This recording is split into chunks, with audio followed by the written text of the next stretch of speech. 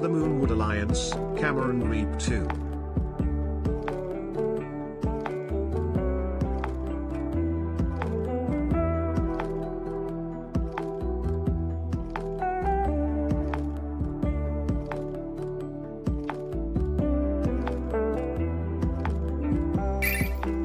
This is still our Moon Man, right?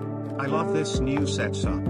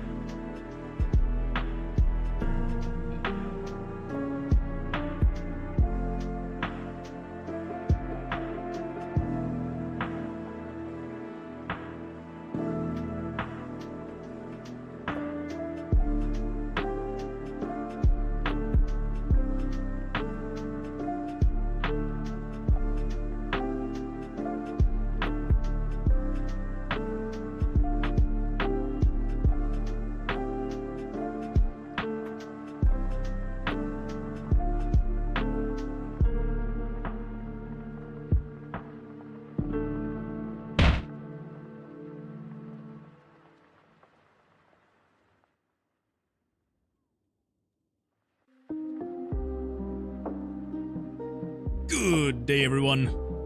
Ooh, am I there? Welcome back. Oh, yes, it's there. Okay. Whew. Well, welcome, everyone. Glad you could be here. Welcome to the new setup.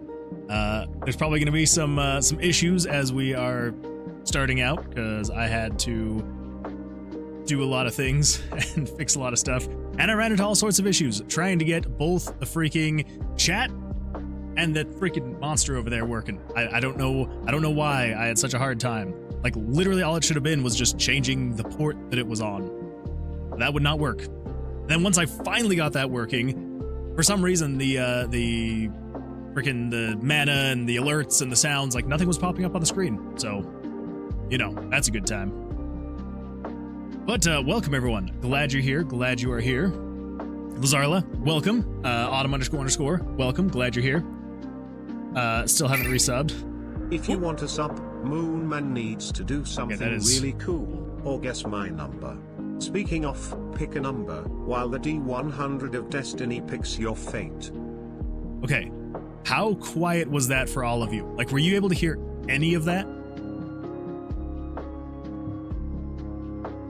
because I was not really able to hear any of that. So, but like I have the volume set to the exact same as it was before. I heard all of it. Well, I mean, of course you heard it, Axel. Everybody else could hear that. Like it was a fine volume. It wasn't too quiet, not too loud. Because yeah, I could definitely like barely hear it. Like over the sound of the music, like really couldn't hear it at all. That was good volume. All right, cool. Well then, we will leave it at that. And then kind of same thing with the channel mana. So let me just do this really quick just to see. Okay, did everyone hear that? The like water sound. Is that too loud? Going thumbs up, thumbs down. Because I did also replace the text-to-speech to where now it just plays like a magical sound to correlate with the attack. Let's see, Lazarlo's doing good. My dad smoked some sausage today, and I'm munching on that. That sounds absolutely delicious. I was going to do a barbecue today to celebrate Father's Day, and then I just told my wife, I was like, we're just getting pizza. We're just getting pizza. So that's what we did. We need to kill monsters, then after each monster, have Moonman yell, "I'm doing something cool!" Ask Master Logic. I can do that. Absolutely, I can. Nah, it's a good volume. It may be a jump scare, though. Oh, it's that loud. Okay, all right. Well, then I can turn mana down a little bit. So I turned it back up. I'll have the mana be at the same volume everything else. Let me know if it's too loud or too quiet. Noticeable, not overpowering volume. Okay, good. That way Axel can gift subs. Exactly. Well, then I'm just going to have to keep a close eye on the text-to-speech stuff because for some reason it is like ridiculously quiet for me. I don't know why. Like the media player volume is the same, but oh well. Let's see here. Ethan over on YouTube says, "What engine are you using?" So I use RPG Maker MV currently, but really anything in the RPG Maker series I tend to use. So MV is the main one I'm using right now, but MZ is what I will eventually be switching to. Trying to decide what's going to be best for the microphone arm. I'm figuring things out, all right? I'm figuring things out. But yeah, Ethan, welcome. Glad you're here. But yeah. So hopefully that answers the question. But yeah, so RPG Maker MV is what I'm using for, well, a lot of things. The little things you see running across the desk, that is RPG Maker MV. The little monster thing over here. I also just realized that I cannot use my mouse to point things out on the screen anymore since the screen is not technically full screen. It's like running in this little monitor thing. Anyway, yeah, so yes, the little monster thing over there, also RPG Maker, and then the main project we're also working on, Tower of Vercilias, is also RPG Maker. So let me just get this pulled up really quick because man, oh man, I was doing the very last second things all the way up until the very start of the stream because I was just... It's been a lot. It has been a lot. Been up to a lot this weekend. Yeah, obviously rebuilding this whole scene, making all the pixel art, which was a lot of fun, but kind of turned into way more than I was anticipating. I was gonna spend like maybe an hour or two, and yeah, it literally has taken me like 7-8 hours over the weekend. And that wasn't just the pixel art, that was like getting everything reconfigured, setting it all back up, that fun stuff. But, yeah. So, let's see, what have I missed? Oh, also, Axel, I know that you said something, but again, for some reason the text-to-speech is really quiet for me. I'm gonna have to figure out why that is, without turning it up for you. If you want a sub, Moonman needs to do something really cool or guess my number. Speaking of, pick a number while the D100 of Destiny picks your fate. Gotta do something really cool. I will probably pick the number between 1 and 100 before I do something cool. I'm sorry. I don't know. Maybe we'll do something cool. Maybe. But let's see. Yeah. So Axel, am I good to pick a number, or should I pick a number later? I can't remember if I can pick right in the very beginning or if I have to. Let's see here. Let's see. I'm trying to figure out how I'm gonna make the Twitch alerts louder, but. Yeah, no, I've got monitor and output. Percentages. Yeah, I don't know. I don't know. That's okay. Actually, I could probably go into my audio. See that one? I could hear that one just fine. I don't know. I don't know. Let's see. Cameron says, I've already subbed with my Prime, which I appreciate. Thank you. If anyone's got Prime and you've got a free sub, it is Father's Day after all. This is Father's Day. I'll send a sub. Oh, Axel, you don't have to do that. You are able to pick a number now, and every hour onward. Okay, for some reason I could hear that one just fine. I think I'm just going crazy. Cameron Reap 2 says, test. Test successful, Cameron. The text-to-speech came through. We can hear you loud and clear. Okay, let's kill the monsters. Yeah, let's kill them. So, actually, a really quick update about the monsters, and then we're going to jump into tonight. Actually, no. Okay, here we go. Before... Freaking, I swear I have ADHD, and I need to probably be on some medication for that. But, random number. We're going to start with a good old cool 69. We're going to start with a 69, Axel. Is it 69? Jesse, welcome. Glad you're here. Hello. How's your weekend going? How are the guinea pigs doing as well? Blizzard says you might be able to turn it up on your end and then turn it down in OBS. Yeah, that's true. I was thinking about that, but then when the mana thing happened, I was like, this came in just fine. And then for some reason, the text-to-speech is now working just fine. I don't know. I'm going crazy. Axel can live without bits. No screen now. Wait, no screen now. Hold up, let me refresh this. Okay. If you can't see your screen, you may need to refresh the stream. Let's see, pick a number now. Let's kill the monsters. Axel can live without bits. You are able to pick a number now. Just trying to get caught up. Okay, there's Isla. I'll let you pick another side of the coin. Oh no, it's not 69. Dang it, it's not 69. Autumn_squirter, welcome back. Can I pick? I finished my sausages. Now on to the watermelon. Oh, I want watermelon. That sounds really good. Can you send me some? Please and thank you. No coin if you win. I tell you who to gift a sub to. Okay, I'll let you. If I lose, we let Twitch decide. That's fair. Sounds for me. I'm okay with that. Let's see. Jesse says, I'm doing okay. Guinea pigs are all right. We had to take Mama to the vet, but she's doing better now. Glad she's doing better. That is always very scary when you gotta take the Mama to the vet. But glad she's doing all right. Tails. Good old Tails. All right. Now for the really quick, oh yeah, hey. Hello, Moon Mom. Well, glad you're here. Welcome. So really quick, just update for the little monster guys over there, because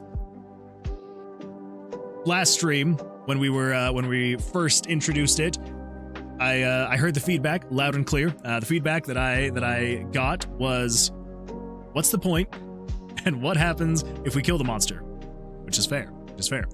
So I don't have it yet, just because I spent most of my time redoing this scene. So in whatever free time I have for the next little bit, I will be trying to build it out just a little bit more. So the goal and the hope is to have experience points. So we'll all be working towards leveling up our hero. The hero will probably, their level will reset probably once a month, maybe on like the first of the month or something like that. We'll just try and see how far we can go until we hit that 1 month point. Then we restart and we start again. We will also probably do because right now it's just completely random. It just picks monsters at random. Probably what we're going to do is have a progressing difficulty of monsters. And so essentially like we'd be clearing floors or something like that. So, so there would be maybe like 5 monsters that are easier difficulty, and then we would fight a boss. It'd be much harder, and so on and so forth. But then essentially also what I want to do is, and I'm trying to remember the term of it, is it called a West March? Yeah, a D&D West March. So for anyone who doesn't know, because I had never really heard of a West March until over the weekend, so basically the idea of a D&D West March is for a giant campaign where people can come and go, and just, when you're here, you're here. When you're not, that's fine. But yeah, basically with the idea of a West March with this little mini game, we will have a quest, a mission that we are all working on together, and we are progressing toward that quest. And then essentially what will happen is, if you're here, you're helping fight the monster, which is fantastic. The more monsters we fight, the more progress we make towards our objective. When we get to the place or the thing we're trying to do, we'll, fight monsters to beat the quest, and then we will continue on progressing toward finishing the quest. And we finish it, then we will finish it, and then we'll head off to the next quest. So again, it's still something that I'm going to be having to work on. It has turned on into a little bit more than I was anticipating, but I figure at the end of the day, eventually it could maybe turn into something pretty cool. So I was actually talking to my brother-in-law over the weekend. We had our D&D session on Friday, and I was kind of talking to him about it.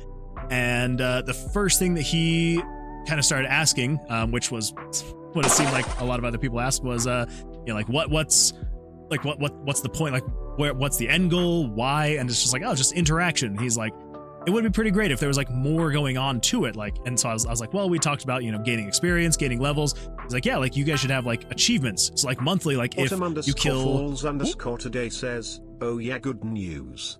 Next year I get to DM at my school group and I'm so excited. That is super exciting. Congratulations on that. Next year, there's quite a ways to wait, but there's a lot of time to prepare. So that's gonna be really cool. Very nice. But yeah, so he was like, yeah, like having more stuff that people can work towards, like the quests. He was also kind of the one that brought up the West Marches, which I thought would be kind of fun, having just like a unified quest we were all working toward. But then on top of that, he was also like, well, is it just channel points? And I'm like, well, yeah, I'm like, I want people to be able to just get the points automatically for free.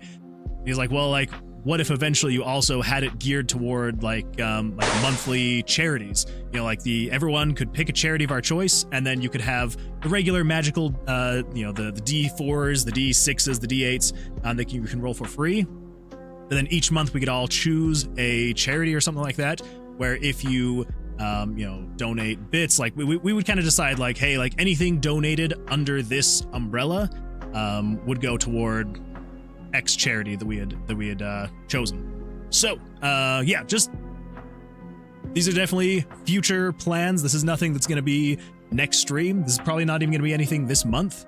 It may even be a couple months down the line, but I'm going to continue grading and trying to make it a little bit better.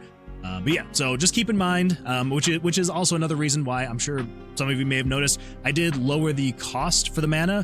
So that way, hopefully no one feels like it's just taking all of your mana to play. And so don't ever feel like you have to be casting all the spells and stuff like that. Especially because right now it's just, the monster dies. And when the monster dies, we cheer and we spawn a new one.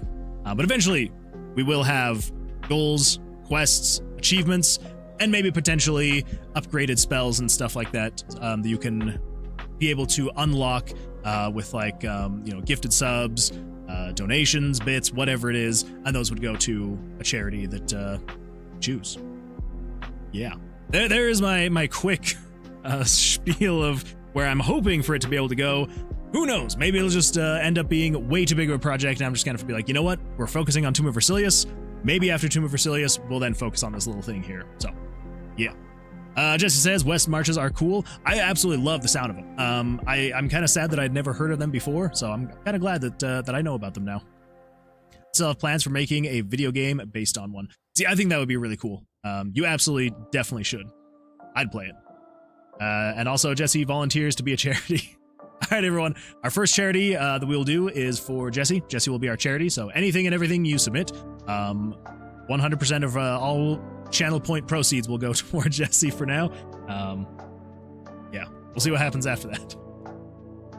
Let's see. Have I missed anything over here on Twitch? I'm sure that I have. Child is refusing to nap. That is true. That is true. She is refusing to nap. What I wouldn't give for naps. I know, right? Freaking anytime she doesn't nap, I'm just like, I would love if someone came to me in the middle of the day and they were like, go to sleep for the next 2 to 3 hours. I'd be like, okay, you can count on me, boss. I'll do it. Jesse the fish. Jesse the fish. Jesse the fish. Jesse the fish. Jesse the fish.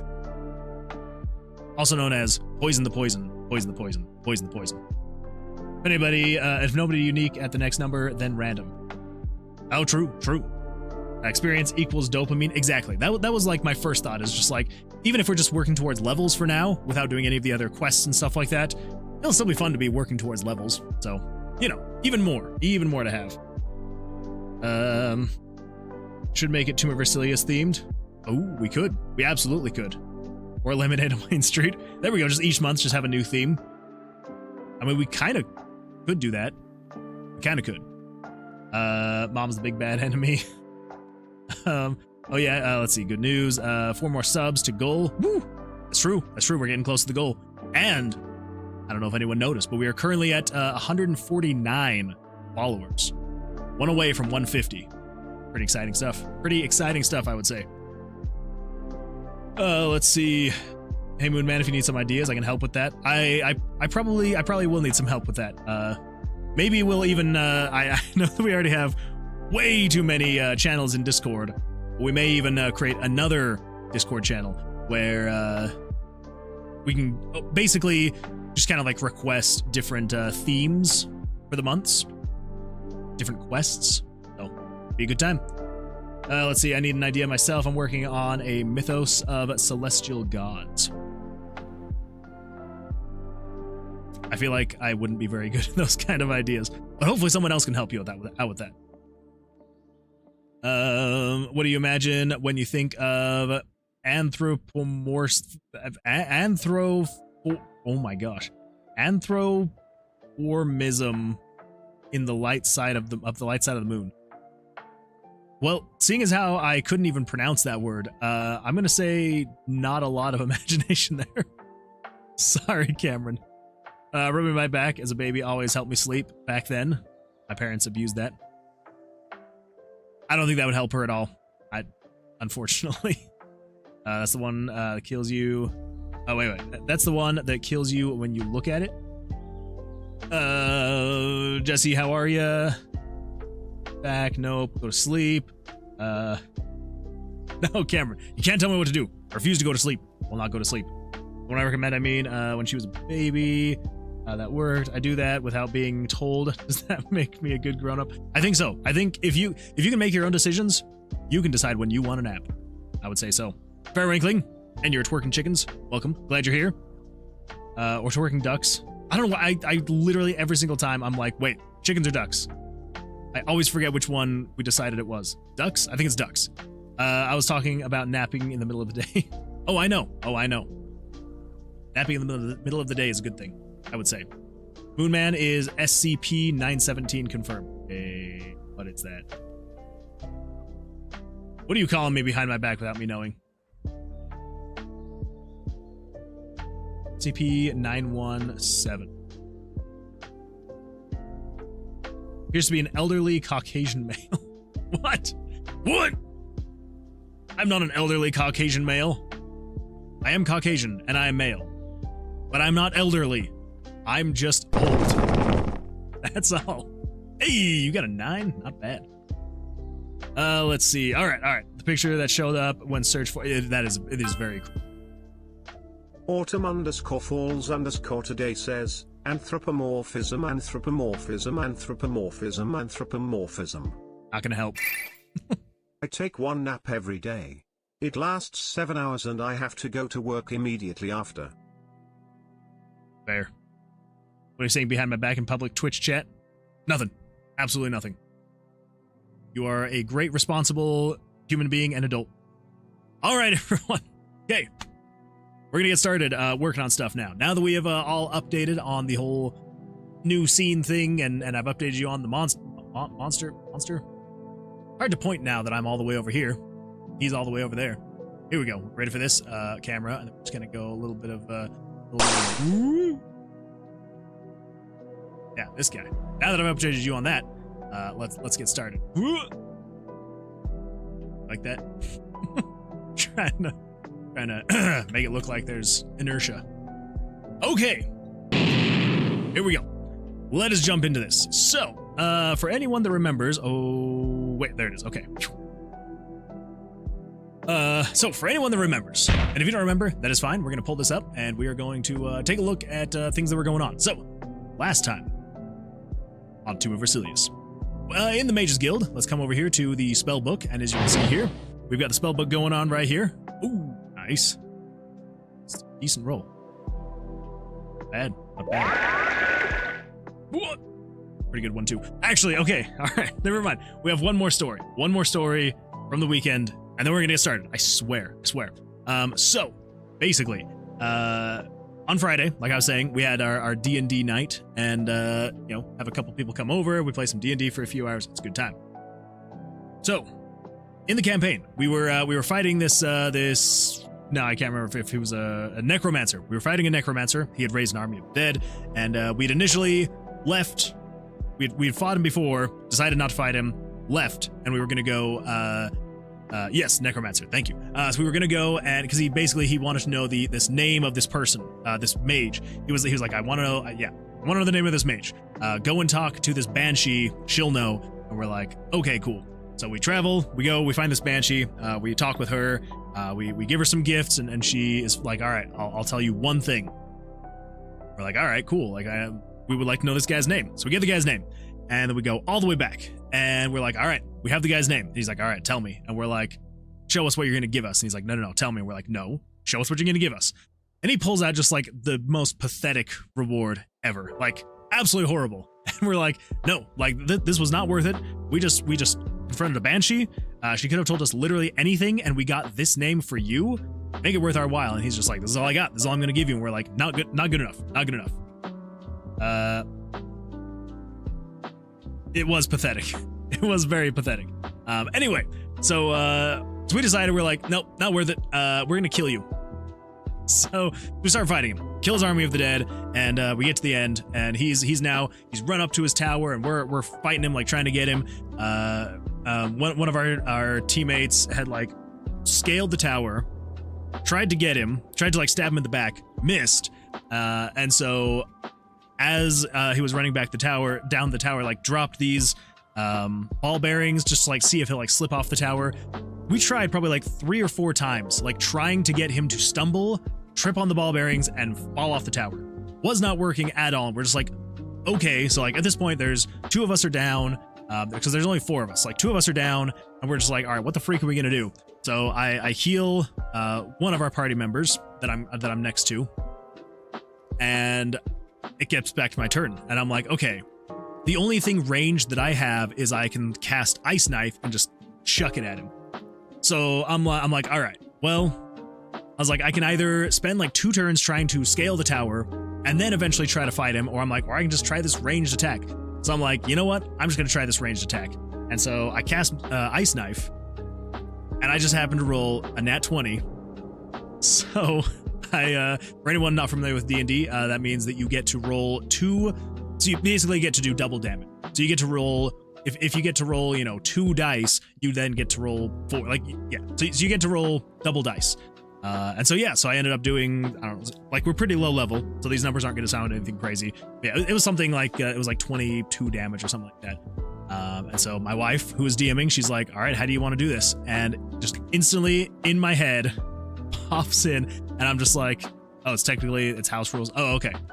I don't know much about D&D. All right, so our house rules are we get to do double damage if you get a nat 20 when you attack. Anyway, so she's like, how do you want to do this? And so just instantly in my head, I'm just like, I'm going to shout out the wizard's name this guy wanted as this ice knife hurls towards his head and goes between his eyes.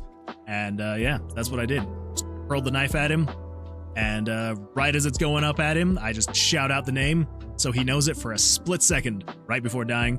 It was very satisfying. It's very, very satisfying. Anyway, so that was my fun story. Yeah, very proud of it. Very proud. Very happy. Anyway, so back to the spellbook. So we were working on the spellbook last week. Finally got it all working. You can flip between the pages and ignore that flashing. That just happens the first time you're going through. So yes, you can go to all the different pages, and you can add and remove spells. You can throw as many whichever dice you need in there.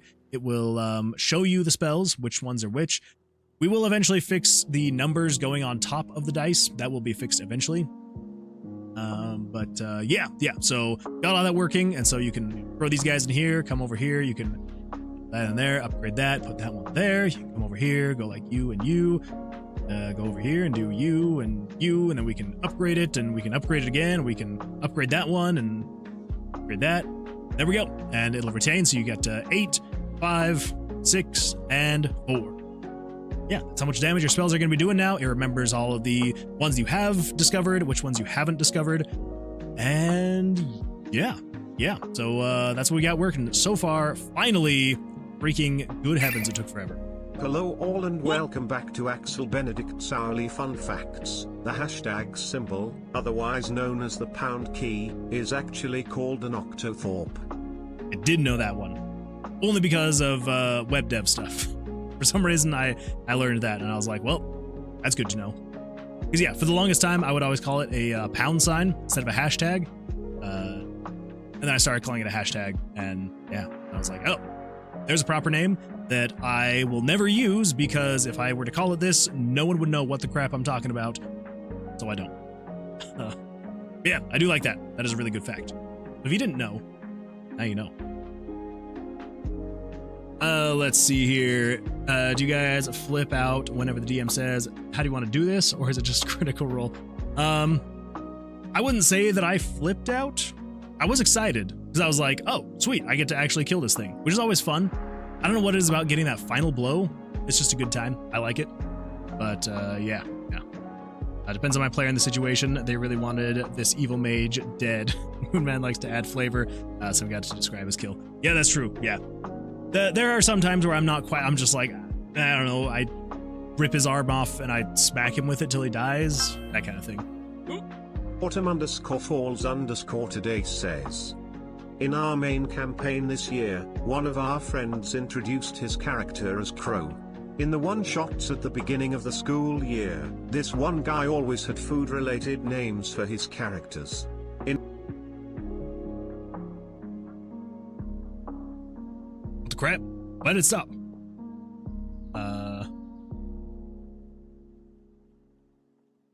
I don't know why that stopped. I hope I didn't break it doing something. Anyway, I will continue reading that. Let's see, what was the character's name? For Eleni, and we all forgot about this naming convention for the main story. Come the second to last session, we learn, including the DM, who didn't know, that his last name was Isn't. Bro is...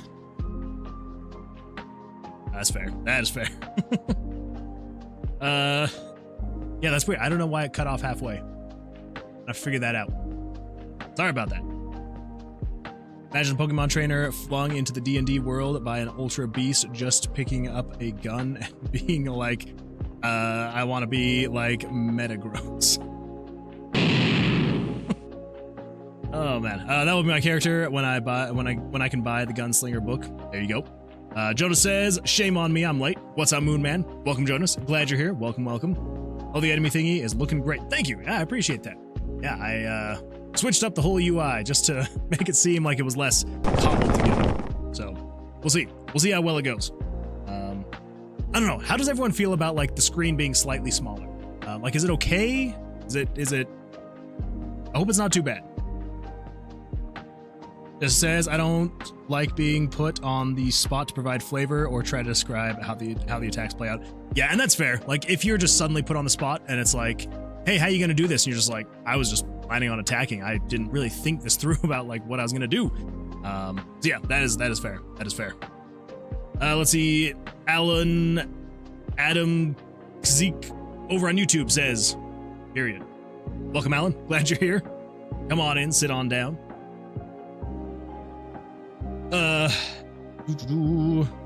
We gotta talk Dungeon Master at some point. She's really good at it. Google's being mean. I can't gift subs right now. Aw, freaking Google. Oh well, it happens. It happens. I like describing when I roll a crit. Oh, to attack? Yeah. I mean, it can be fun, especially if you're like having one of those days or nights where you can just like think on the spot and get through things really quickly. It is a lot of fun. I don't know. Sometimes I struggle with it. Other times it's not so bad. Anyway, so there we go. So yeah, so we're making progress on the Mages Guild. You can now actually go in here, go to the spell book. You can actually adjust your spells as needed. So fantastic stuff there. I think we're going to continue building out the Mages Guild just because we've already started here. So we have 2 things good to go and ready right now. So we got the buy and the sell function going.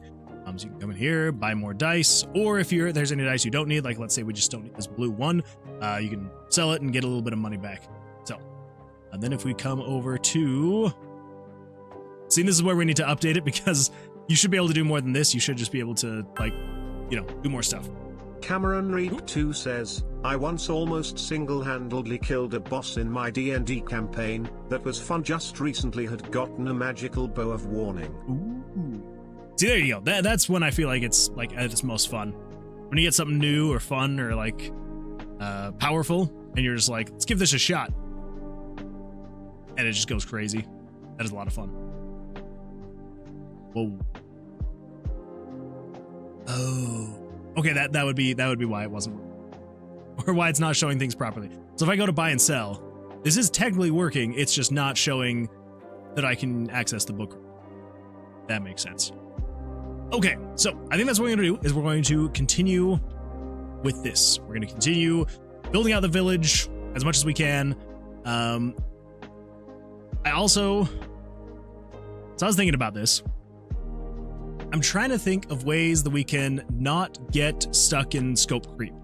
So essentially, I don't want to have so much going on and keep adding so much that this game just never comes out, right? Because I want it to come out eventually, but I don't want to get so bogged down with adding more and more and more and more and more to the point where it's like, yes, I could create this all, but how long is it going to take till it's actually out? So I'm kind of toying with the idea, as much as I don't want to, and if everyone is super opposed to this, we can go back to the current plan as it is. But my thought is stripping out the extra storylines, where you like are choosing why you're here. I like the idea of being able to come into town and everyone's just like, oh, why are you here? And you're like, oh, I'm just here. I'm here for glory and riches. I'm here to kill Vercilias. I'm here to rescue a sibling. I'm here to do this. I like the idea, but I worry it's going to be too many branching paths. And if we want, the thing is, I don't want it to feel like it's a mile wide, but an inch deep. So I don't want you to start the game and be like, oh yeah, I'm doing this thing here, but then just not have it feel like it's fleshed out. That's the last thing I want to have happen. I don't want people to like, and I don't want one to be like super fleshed out and then the other one to be ignored. And so I do worry about that. Now, if everyone is like super excited about having the branching paths and the multiple potential storylines, like we can still go with that. But there is kind of a part of me that's almost wondering if we One of my favorite characters ever was my bacon paladin. He worshipped the gods of harvest, who provided him a pound of bacon a day. His shield was a grill, and his great sword was shaped like bacon, and doubles as his spatula. Due to that, after I cook the bacon, I could set my sword on fire for 2 turns of extra fire day MG. That's pretty funny. I do like that. That is funny. I do like how crazy some people's characters go in D&D, especially when you're like feeling really creative. So anyway, so I do kind of think that we're probably just gonna go with one storyline. Now obviously it's gonna be open, like there will be things, like there will be more quests that will like have it branch out, but I think there will be like a sole purpose, just so we can make sure that whatever story there is going to be, it is as well fleshed out as possible, instead of having one that's super great, the other is like and then, you know, maybe another is kind of poop, and then the other is fantastic. Anyway, that is where I'm thinking, that is where my mind is kind of going, is stripping that out for now. Now who knows? I do still like the idea, and so there is a chance that maybe in a future game we might do something like that. But I think for now, we might just stick with the, we'll go with one storyline, and that is Vercilias is the big bad. He needs to be stopped. He needs to be killed. You're going in there to kill him. Much like every other adventurer that has come your way, has tried and failed. We'll see what happens. Slash, I'm also kind of thinking we might have also other adventurers you'll pass by every now and then, like in the town, who are also going into the tomb. Yeah, stuff like that. So Anyway, yeah, so if anyone is extremely opposed, let me know. But for now, I think that's kind of where we're going to go is, yeah, sticking with the one storyline. Yeah, that way we don't have crazy amounts of branching paths. We'll still have NPCs that have their own set of quests. They want you to do things, find things, kill things, whatever it is. And so maybe we could even have like an NPC in the town to kind of fulfill some of those other roles that we were kind of thinking about being the main story. So like the lost sibling. Maybe there's someone in the town who has lost their sibling and they want you to go in and find them. So yeah, we can still include a bunch of the stuff, but maybe just not so many branching paths. Yeah. Anyway, okay, cool. So, and then of course, you know, you can head into the tomb and you're good to go and everything is fantastic, hunky-dory. Yeah. I also forgot that all the monsters are turned off. I was trying to look around to see if I could find a monster. I guess technically there's the mini-boss. You can come in here. I think I basically can one-shot the mini-boss because I now do... Yeah, look at that. So if I actually win with this 20, which I don't see why I won't. Oh my gosh. Unless, of course, I click and I draw.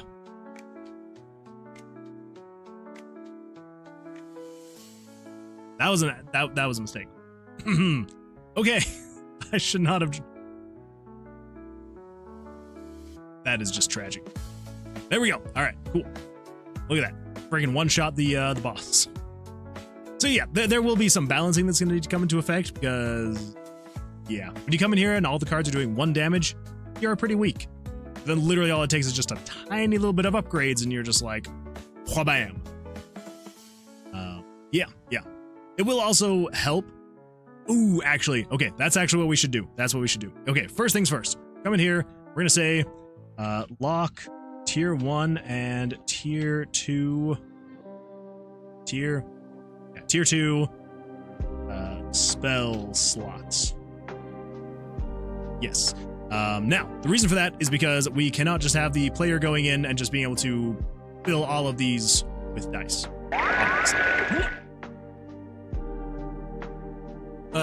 What do we got here? I love new double damage dice and then add modifiers if they roll all ones, they roll again. I particularly like the chance of the dice a lot. I'm gonna go mod my Balatro to play game-breaking rounds. Should be a good time. Antimatter deck with antimatter sleeves with 70 decks is fun. You're going crazy, Cameron. You're going crazy, but I love it. I absolutely love it. All right. So yeah, so that should help with some of the balancing a little bit. Is you have to get to, I'm thinking you have to get to level 5 in here to be able to then unlock this slot. And then once you reach level 5, so once you reach here, you can unlock this slot, second slot. And then I think probably what we'll do is if you reach a combined power between the 2 of these to reach 15, then you unlock this 3rd slot. Kind of what I'm thinking. Yeah. That's the thought. That is the thought. Because basically what happens is as soon as you unlock the opportunity to add more dice into here, like your chances for doing damage double. Like you just instantly do tons more damage. So yeah, so I'm hoping that won't be too overpowered, and I'm hoping that the lock will help some. We'll see. We will see. All right, so I think probably what we're gonna do is I'm just going to create a dice that just has a lock symbol on it. That way we'll know it's locked. You can't get in. It's locked. Hopefully. All right, let's see. What do we got here? So that is the arrows. Yeah, probably rename that arrows so that I know. We got the question marks. We've got the dice here, which is totally fine. That can stay. Let's see. What do we got here? Highlight. I don't think we need the highlight.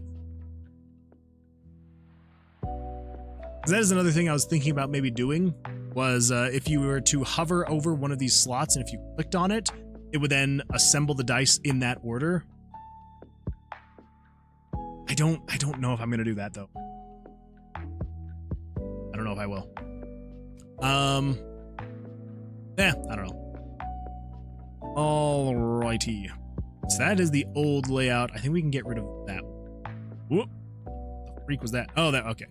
There we go. No. Oh, I see now. That's the cover for the old layout. Okay, all right. So this thing needs to go like this. Oh, there we go. Fantastic. And then that can merge into the spell book itself. Yeah. Okay, cool. So let's create a new layer. This one's going to be called slot lock. Kind of fun to say.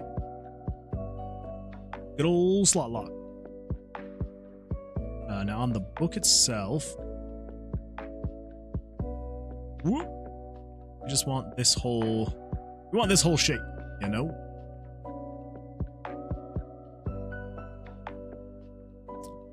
Well, I've already selected them all, it's fine. I literally could have just duplicated the dice layer itself. Oh well. Alright, so slot lock. Let us fill.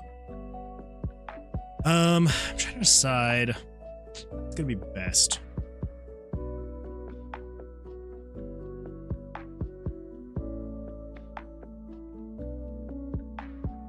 Actually, now that I think about it, I think we're gonna leave the outline as the same color. We're just going to darken the inside. Maybe not pure black, but a really dark color. Let's go to the color palette there. Let's fill that in. I think it should be all right. I think using this same color, let's come down here to 4 pixels and do. Oh, jeez. Go to slot lock. That is my bad. Slot lock. Come down here to the color palette. Come back here. That in. Okay. All right, slot lock. Let us make a lock here. So yeah, so probably general idea.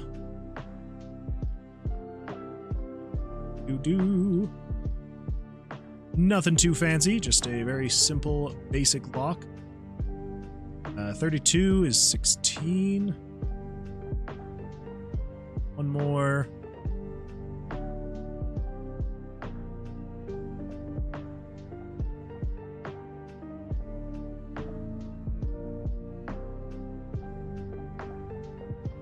Go in. Okay. It might be a little bit too big. Kind of looks a little goofy. Maybe let's also. 16 would be 8. Still just looks too big.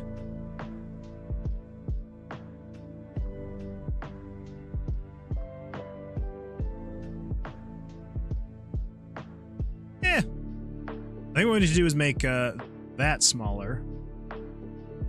Square that off at the bottom. Too bad. And then we just need to do a little bit of dish.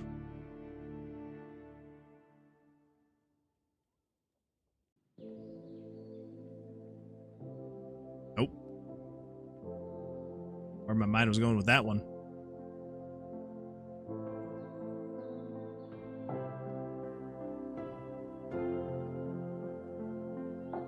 Lock icon pixel art. Okay, alright, yeah, that's... Okay, alright. I don't know where the freak my brain is going with this whole... Yeah, I don't...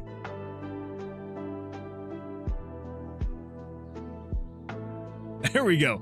I don't know why I could not think of what, like, the lock, like a key lock would look like on here.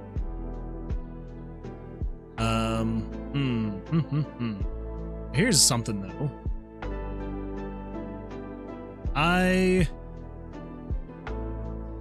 There'd be a better way to do it.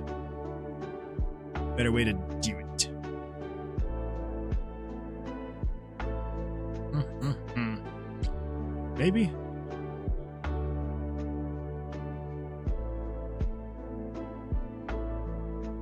I think it's the color that's not quite right.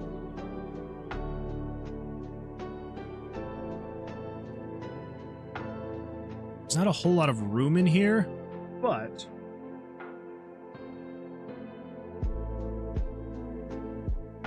let's see. So if we do... shave off 4 pixels there, 4 pixels here. Okay, okay.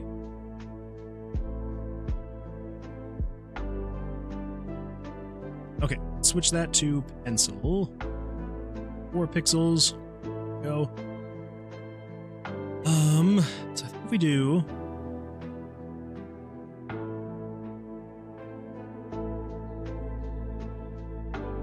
I don't know how this is going to turn out, so nobody judge me.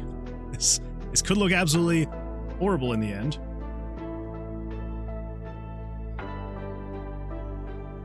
We'll see. See what happens.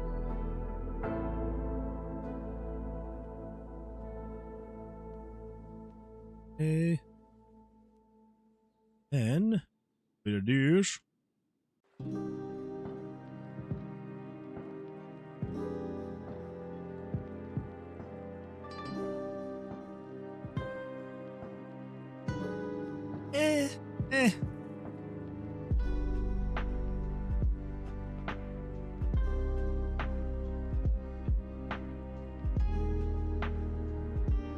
Looking less like a lock now.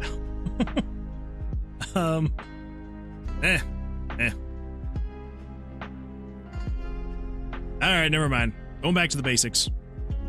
Going back to the basics.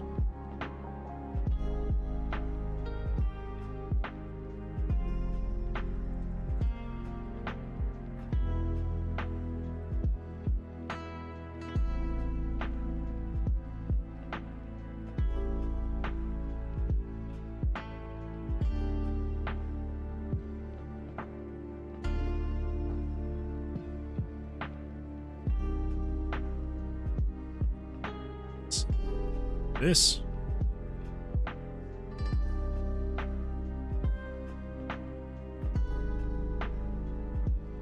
I want it to look like a briefcase. What I'm trying to avoid is having it look like a briefcase.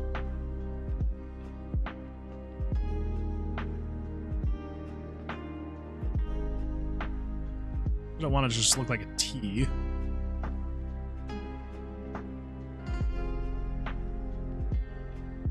Okay, I think that's fine. It'll be all right. We'll leave it at that. Should be all right.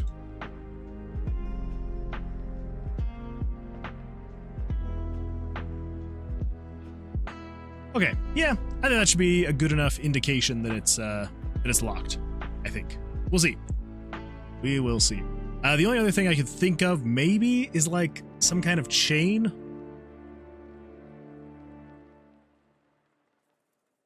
I don't know how I would do that. Pixel, lock, icon, fantasy.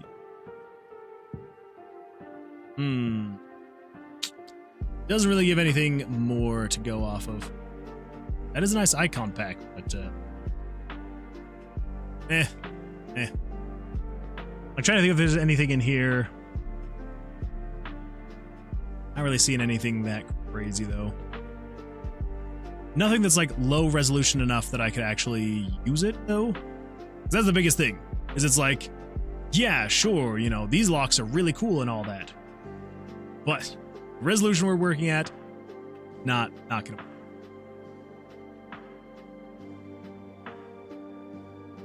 Alright.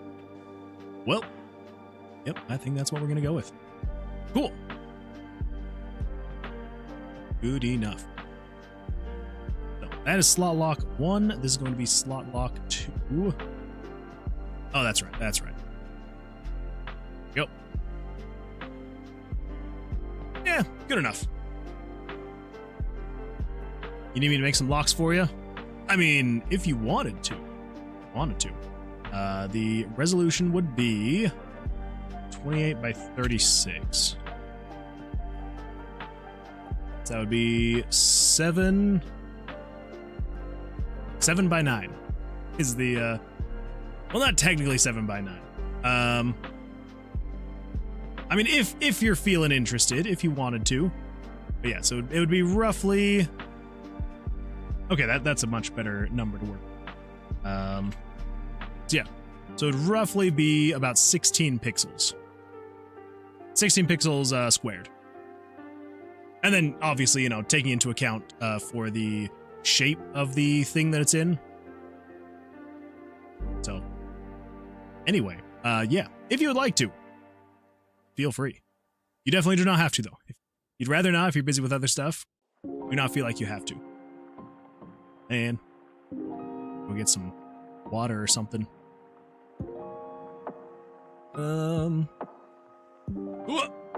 Cameron, you out? Thanks for being here. I appreciate it. Hopefully we'll see you on the next one. Good luck with Palatra. All right. Okay. So that is the slot locks. Slot lock 2. Copy that. Let's create a new layer for slot lock. There we go. Okay. So let's see. So if we come over here, let's see. Mage's Guild, Spellbook. Okay. So we need this thing to go. Well, I guess let me come in here. We're gonna save images, pictures. We'll just call it Spellbook. I think it's like Spellbook, whatever. Okay, yes, yeah, Spellbook. We'll call this Spellbook Slot Lock. Go. Cool. Too bad. Not too bad. Okay, so over here we just need to configure the actual spellbook itself. So let's come into town. And let's see what we got going on here. Over here, see dialogue. Here.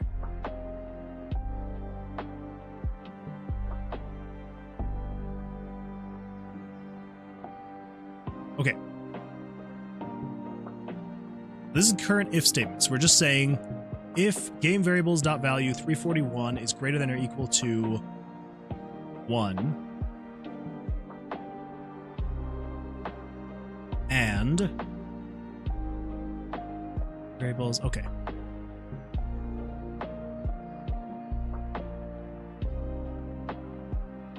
trying to think of the best way to do this.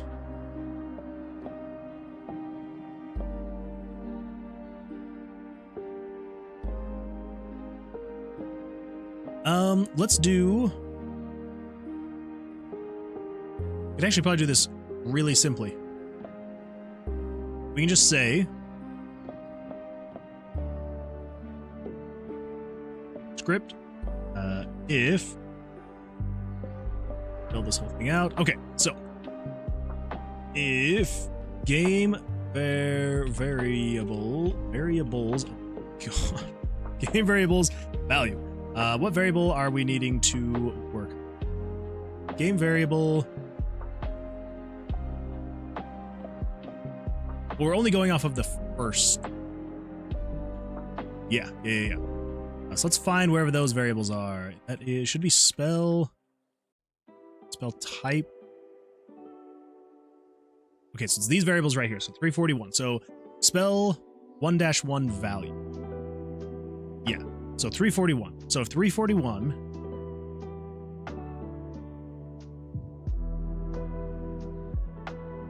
is greater than or equal to or greater than 5, here's the thing we wanted to do.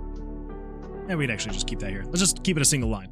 So if spell slot 1 on page 1 is equal to or greater than 5, should be right. Let's not go with greater than or equal to. Let's actually do if you are less than 5. So once you hit 5, then you're good to go. Yes. So if you are less than 5, then we are going to show an image. So we can just come in here. We should just be able to grab this. Let's actually just grab here. That should be better. Here, let's paste that there. Get rid of that. That there. I don't know why I have it the other way. Yeah. Game screen dot show picture 51. We're going to show. Oh, what did we call it? Lock something. Lock slot? Is that what we called it? Where the freak am I looking? Images, pictures, spellbook lock slot. That's what it's called. spellbook lock slot. Replace that with that, so you're showing spellbook underscore lock slot, not adding any variables to this. Don't need to take any of that into account. Okay, you are showing 1, 514, 132, 100, 100, 255. Cool. Now this is going to be before any of that happens. So basically, it's going to show that image anytime, any place, anywhere. It doesn't matter if you had a spell slot in there or anything like that. It is just going to say, if this is less than 5, show it. And then what we're going to say is we can basically just copy this whole thing, go to a new line. Then we're going to say game variables. Okay, let's go. So we need a second parenthesis here. So basically the way we're going to be doing this is we're going to say if game variables 341 plus game variables 342 are less than 15. This is going to be to take the value of spell slot 1, the value of spell slot 2, add them together, and if that value is less than 15, then it will show this image. So if you come over here, we just grab the actually we just need the X and the Y from this one, and we need to figure out what 52? That's 51.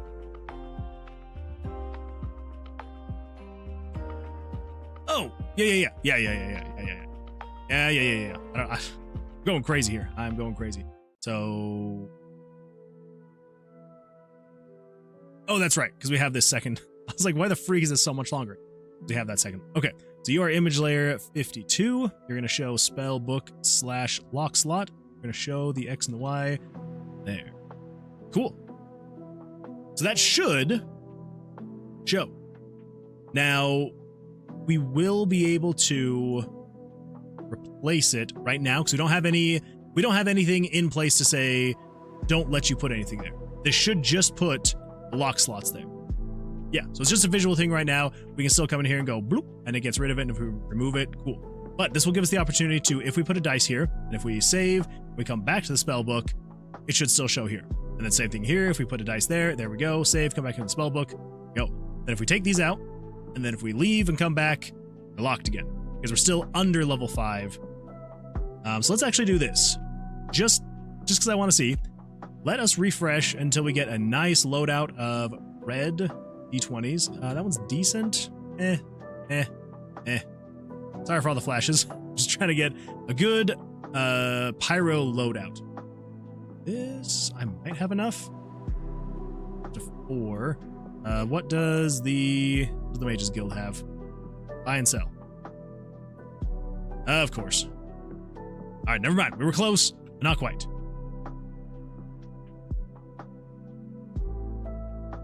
I know I could technically just give myself a bunch of... Maybe? Well, that's a lot of ones. A lot of ones, my friend. I need a 5. I need it to be 5. Buy and sell. Ooh, there's a 3. All right. Actually, I think that we've got it. That's a 2, that's a 3, that's a 4, that's a 5. Yeah, there we go. Okay. We leave, go to the Mages Guild, and go to the spell book. So then if we replace this with a 5, go, save, and come back to the spell book. There we go. That doesn't show the lock. Fantastic. Okay, cool. Now, all we need to do is if we come in, we can actually just do this. I don't know why we didn't do this before. We're just going to go over here to the spell value. So if we, remind me again of the max pixels. I think it was 16 by 16. Let's see, so 64 divided by 4. Yeah, 16 pixels. So 16 by 16, taking into account the curvature of the dice. So like trying to keep things from like going all the way to the outer corners. Yeah, so that would be like the max size though. So that would be end to end size. All right, so if we set you to 15, and then if we leave and come back, this should be a 15, and that is unlocked now. Fantastic. And if we set it to a 14 and we leave and come back, locked again, it's 14. Okay, so that takes care of the actual showing of it. Now we need to actually take into account the doing of it. Great, thanks. Yeah, no worries, no worries. Yeah, I appreciate you being willing to work on an icon. I appreciate that. Thank you. Okay. So I think we need to take into account the... So it's while you're moving the dice is where we need to take this into. First and foremost, though, let's also... We just need to grab this. And when you are switching pages, we need to take this into account. Okay. When you go to... This is previous. So if you're on 1... Wait a minute. 50, 51, 52. You're on page 2. Oh wait, no. Okay. Whew. That had me concerned for a second here. Okay, yeah. So we should just be able to paste that and then come down here, paste that. Cool. Okay. So then all we need to do, we should just be able to paste this in here. We just change the variables a little bit. So 341 is where we're currently at, but we need to take into account spell 2-1, so 344. That's easy enough. So 344, and then this is if 344 and 345 equal that. 5. Game show picture, so it's 50, 51, 52, 53. Slot lock. That's 53. And then you should be showing image layer 54. Yep. Fantastic. Not too bad. You should be able to copy that. And then down here on page 2. There. So this is page 3. So we're doing 344, 345, 346, 347. Yeah. 347. You're for 347 plus 348. Go. You're showing, I just want to make sure. 347, 348, 347, 348. I don't know why. Just want to double check. All right. So then show image layer. So it's 53, 54, 55, 56. It would be 57. Okay. Copy that. Come down here to third page. And last but not least, fourth page. Here. So 347. 348, 349, 350. Be 351. So that would make you image layer, so that's 56, 57, 58, 59. Be 60. Pick a number. Oh my goodness, pick a number. Let's go with 47. Yeah, 147. See what happens.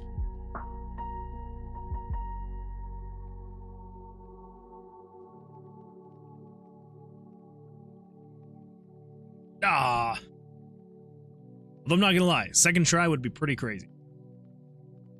I'd be alright with that. Would be alright with that.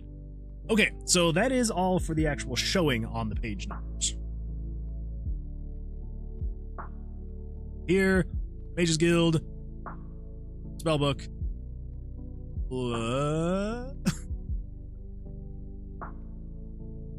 Huh? What?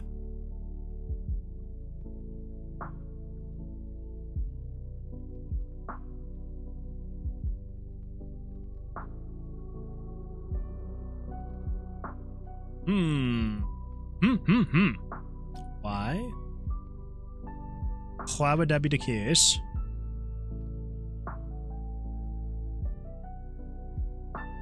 $341, $341, and $342. $344, $344, $345, $347, $347, $348.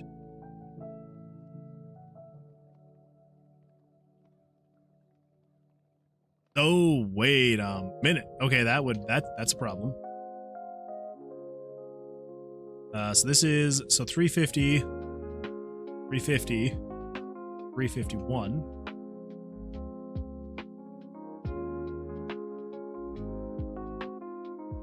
$341, $341, $342. $344, $344, $345. $347, $347, $348. $350. 350. That should have only been for page 4.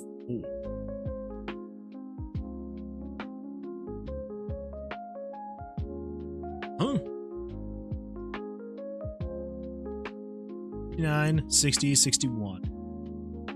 Yes, you're just saying if you're there, show those images. Okay. What?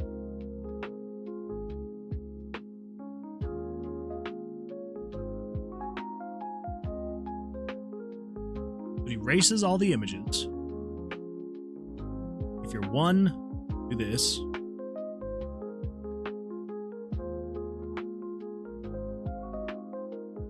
We don't want to have it wait, though. That's the problem. I mean, I could try just adding like a 1 frame wait and just see what happens. My guess is it's going to do weird things. We'll see. There's definitely going to be like a little blip for that wait time. Spell book. And I don't want the blip there, but it's still not showing. So, it's not the issue. Why? Why?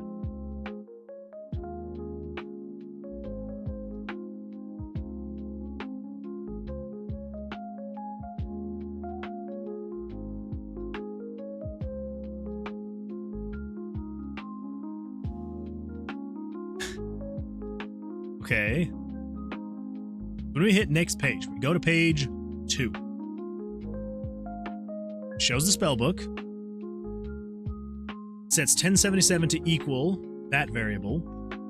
Then it's saying if 344 is less than 5. 344, spell 2-1 value. Okay. And show image layer 53.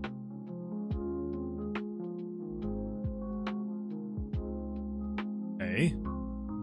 Then if 344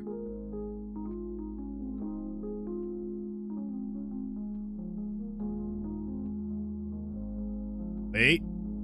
Hold up. Okay. Wait, how the freak did that happen? Is it like this over here? So I'm seeing. Let me just check this really quick. Show game screen.show picture 51. And then over here, game screen.show picture 52. Okay, 51, 52. Then over here, say next, you're showing game screen picture 51, game screen picture 52. Oh, never mind. I wasn't seeing what I thought I was seeing. For some reason, I was thinking the image ID was a variable, but it's just the game screen.show. Okay. 51, 52. Oh, wait. Okay, the image layers are off. Okay, they are off. Yep. It starts at 50, and then there's 51, 52. And then there's 53, 54, 55. So this should be 54. And this should be 55. And then there's 56, 57, 58. Should be 57. You should be 58. Loki, good evening. Glad you're here. Welcome. Come on in, sit on down. How's your weekend been? Okay, yeah. So it's 57, 58, and then there's 59, and then this is 60 and 61. 61. You are 60. Okay, there we go. Yep, so I was just showing the wrong image layers. That's all. Yeah, so 51, 52, then 53, 54, 55, 4, 5,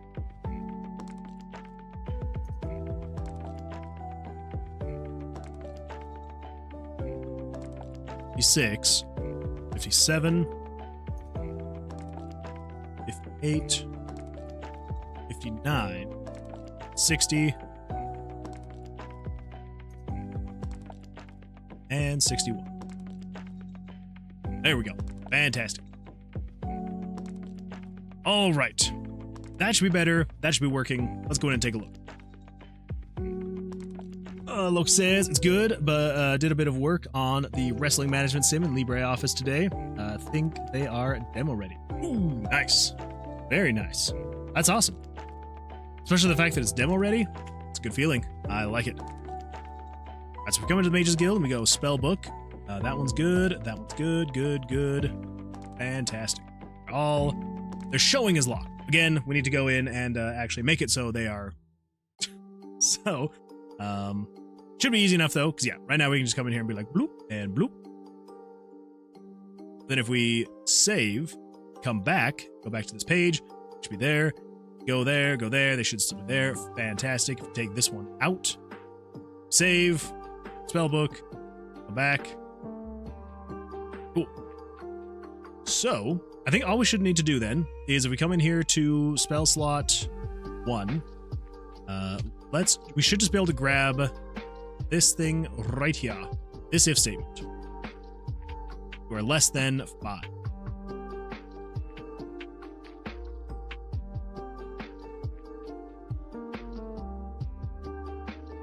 Yeah, I think so.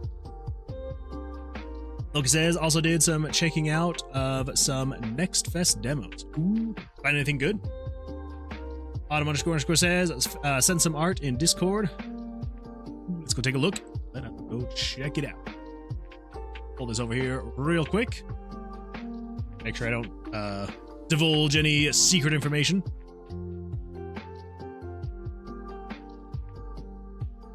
Yeah.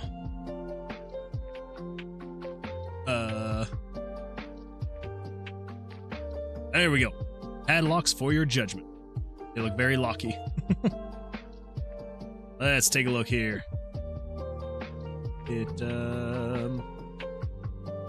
Crap. Fine. Copy the image. Those do look very locky. Ooh. No. Lock. Yeah. I wouldn't know which to pick. I get it, Jesse. I get it. I do like those though. Those do look very locky.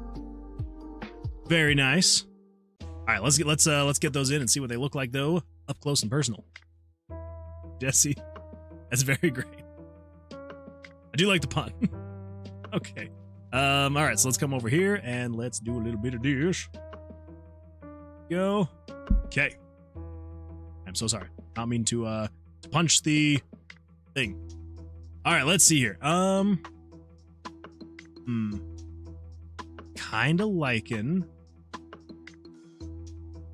Kind of really liking this one for 4. I like them all. I don't know. Number 4 is really calling out to me. So let's deselect all the purple. Let's copy that. Hide it over here in slot lock. Do this. I'm going to upscale you to 400. Whoops. We're gonna upscale you to 400 with nearest neighbor. Alright. Okay. Let's see. I think I might need to reduce its size just a touch. Yeah. I think it should still be fine. I think probably what we're gonna do is reduce that. But I think it still looks alright. Maybe not. I think it's just because of this right here. So maybe if I get rid of this outline, then that should be all right. And if we recolor, maybe that's that, and that is the. Oh. Okay, come on. Dark.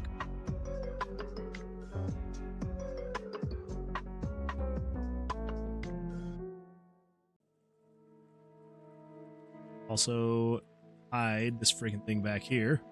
Slot lock 1.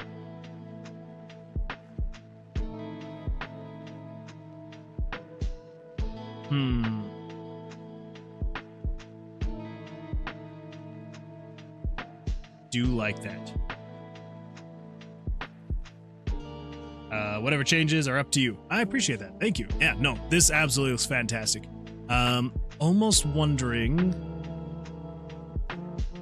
maybe, I mean, I really like the stroke. But if we do that, we could probably get more of the roundedness back from here.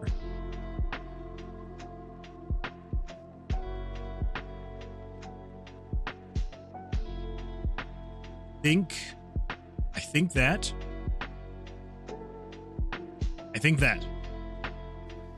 That good? 'Cause I would say that looks a lot better than mine. Way, way better. Make it darker. Yeah, you did an absolutely fantastic job with that. Thank you. I just want to make sure. Oh wait, I don't need to add that back. Wait, what am I thinking? So it was like this before. Oh wait. 1, 2, 3, 4. 1, 2. Oh, that's what I did. I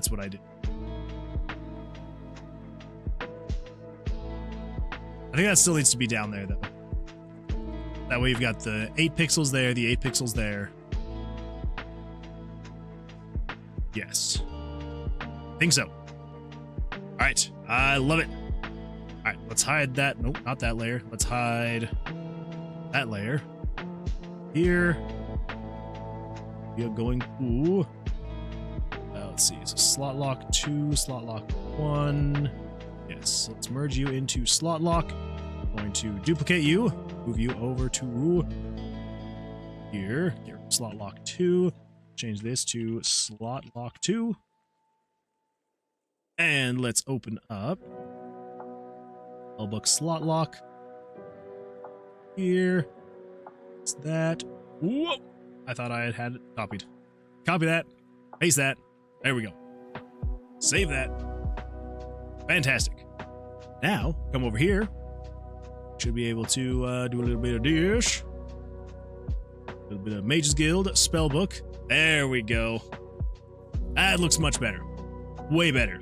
Thank you, Adam __. That looks that lock looks much better. So, thank you for that. Okay, fantastic. So let's make it so even though there are locks here, you can still actually place dice here, which is something we do not want. Let's get that fixed. Let's come over to here, and then we're just going to grab this guy right here. So if we just grab this condition, so if 341... All right, let me think about this. So we don't want you to place a dice in there. Okay, yeah, that should be correct. Yeah, okay. I'm just trying to think, because if you can't put anything in there until that's level 5, you could still technically put something in there if you were to upgrade dice number 1 to level 15. That should be fine, because here's the thing. So once this reaches level 5, you can put a dice in here. You could technically just not. I don't know why you wouldn't, but you could. You could technically not put a dice in here, but then you would have to get this up to level 15 to then be able to unlock this one, which this would still be at 0. That would be at 15, so then you put up. Yeah. So then you could put a dice here and everything's fine. All right, we're good. Making sure all the conditional branch stuff is correct. All the if and else statements, as they are. So, let me think here. So if we come over to the dice move, we got the spell book here.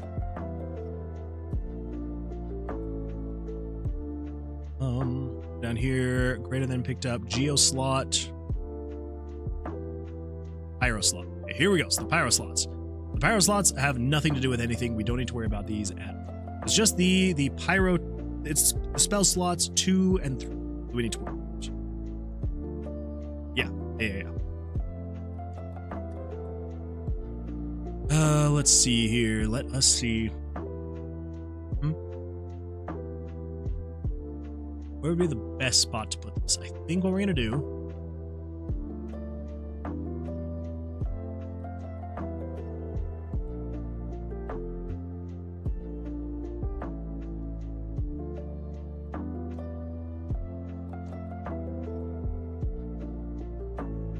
That is if x and y, and if 524 is equal to... What is 524? Is 524 the spell book page number? Spell book page number. Yep, that is. Dave! Good evening. Welcome. Glad you're here. Come on in, sit on down. How's your weekend going? Hopefully it's going all right for you. All right, so then this is taking into account, so if 342 is equal to 0, or if it is the same as what you have picked up, and if it's the same type as what you have. Yeah, there we go. It's okay. Yours? Yeah, mine's going all right. It's it's been pretty good. Saturday was pretty busy. Had a lot going on. Trying to get stuff done there. And then today was a pretty good day. It is Father's Day here, so you know, it's the only thing that I wanted today was a restful, relaxing day, and so that's what my wife got me. She took our daughter for the whole day, and I just got to work on projects and do things that I have been meaning and wanting to do. So, yeah, thus the new UI. We'll see how long it lasts. I don't know. I like it. I do. I don't know. I feel like I'm never satisfied with anything, which is so sad. Like, I spent hours on this thing, and I'm sitting here looking at it, I'm just like, eh. Like, don't get me wrong. There are certainly aspects that I'm very proud of. But I'm also just like, it could be better, though. I don't know. Nick, welcome. Glad you're here. I'm just fixing some pixel art and saw you streaming. Well, I appreciate you stopping by, coming on in. How's the pixel art stuff going for you? Hopefully well. So there were renovations. Yes, there were renovations. We got some new scenes, some new stuff going on. So I wanted it to feel a little bit more natural, having the monster guy over there. I don't know. On Thursday, when I introduced him for the first time, it just felt like it was just kind of thrown into the scene. I don't want it to feel like it's just being cobbled together. I was like, we'll see what we can get working. And I actually saw like this ad on Instagram on Friday, and it kind of had like an old school monitor, not exactly like this one, more old school looking. I was like, I wonder if I could recreate a pixel scene like that. So this is what I came up with. I don't know. I am happy with it. We'll see how long it lasts, though. I feel like in a month or two, I might be like, all right, time to switch it up. I'm glad you think it looks awesome, though. I appreciate that. Thank you. Dave says it's okay. Good. Glad it's going all right. Chemistrinic just redeemed stretch. Stretch. Also, yeah. I'm glad it is okay, but hopefully the pixel art will keep doing better than okay. Hopefully. All right, everyone, here we go. Ready for some stretching? I know I am. This is the first time tonight. Oh, that felt good. And the other way. Okay. Whew. And backwards. Oh. I feel like I'm closer back to my green screen than normal. I feel like I hit it sooner than I usually do. Yeah. Well, thank you, Nick. Thank you for that. Fairwinkling says, it looks great to me. Well, I appreciate that. Thank you. It was a lot of fun. I will say, it was a good time making. I especially really liked making my little, the little controller thing over here. I'm actually going to, let's see, go to displays, do a little bit of I don't know if anyone noticed, but I called it the Game Bruh. Couldn't really call it the Game Boy. Didn't want Nintendo's lawyers coming after me. No, they're pretty aggressive. So we went with the Game Bruh. Felt like it was fitting. Anyway, okay, here we go. Let's see here. So we're trying to figure out the if statement to allow you to actually place the dice. If you cannot place the dice, we want it to then put it back in its spot. I noticed and loved it. Well, thank you, Autumn__. Glad you noticed. I wasn't sure if it was too small. That is the other thing that I worry about. I worry about it being way too small for people to, like, one, be able to see the screen, to be able to see the monster, to have it be engaging enough. So if I need to adjust things, we absolutely can adjust things. I don't know. I was just trying to get as little to cover like the actual monitor as much as possible. Myself included. So, but if we need to make it bigger, we can make it bigger. I don't know. I wanted to have at least a little bit of clouds poking out from behind. So if we come over here, you can see the clouds. They're moving. So yeah, just wanted to I don't know, have them poking out at least a little bit. But I don't know. Maybe it's not worth it. Maybe the screen real estate would be better suited actually showing screen and not just passing clouds. So anyway. Okay, here we go. So back over here. Let us see here. Oh wait. Everything says, I made a few temporary pixel art assets for my project, and my wife will see them and just be like, oh dear, you can't possibly think that looks right. I know the feeling. I know the feeling. Sometimes I appreciate the critical response that my wife will give me sometimes when I make something and I'm like, look, and then there's other times where I'm just like, can I just get it looks good? But I don't want to ask for that because then I feel like she will always give me it looks great even when it doesn't. So I do appreciate the honesty. But I do know that feeling when you're just like, look, and it's like, oh, and you're like, oh. I mean, yeah, it doesn't look good. But then to be fair, how many times has your wife been like, oh dear, and you've been like, oh, and then you redo it, and then it's even better. I feel like sometimes it's actually worth it. Other times just hearing, it looks great, is good too. Nick says, good, 2 days ago, I had ordination of a lecture, and I've got a new cross. Very nice. I like it. Sounds like you're having a good time then. Okay, let's get in here. Let's get this if statement actually working, and then we'll be to the point where we won't be able to, put dice down in the lock spots. TK Gamers, welcome back. Welcome back. Come on in, sit on down. Hello, it's been a while, and I see some changes. Yes, there have definitely been some changes. Yeah, I'm actually trying to remember if you would have even been here the last time I redid the UI. Maybe? Actually, I think I can just switch to the old scene, and we'll see if you recognize it. Yeah, do you recognize this scene? Because this is my old new scene that I used to have. Yeah. I don't know. I usually like delete old scenes, but I'm just like, I don't know. Maybe I'll hold on to these ones. You do? Oh, okay. All right. I guess to be fair, I did have this one for a while. It was a couple months that I had this scene. So, yeah. But anyway, yeah. I kind of like this one.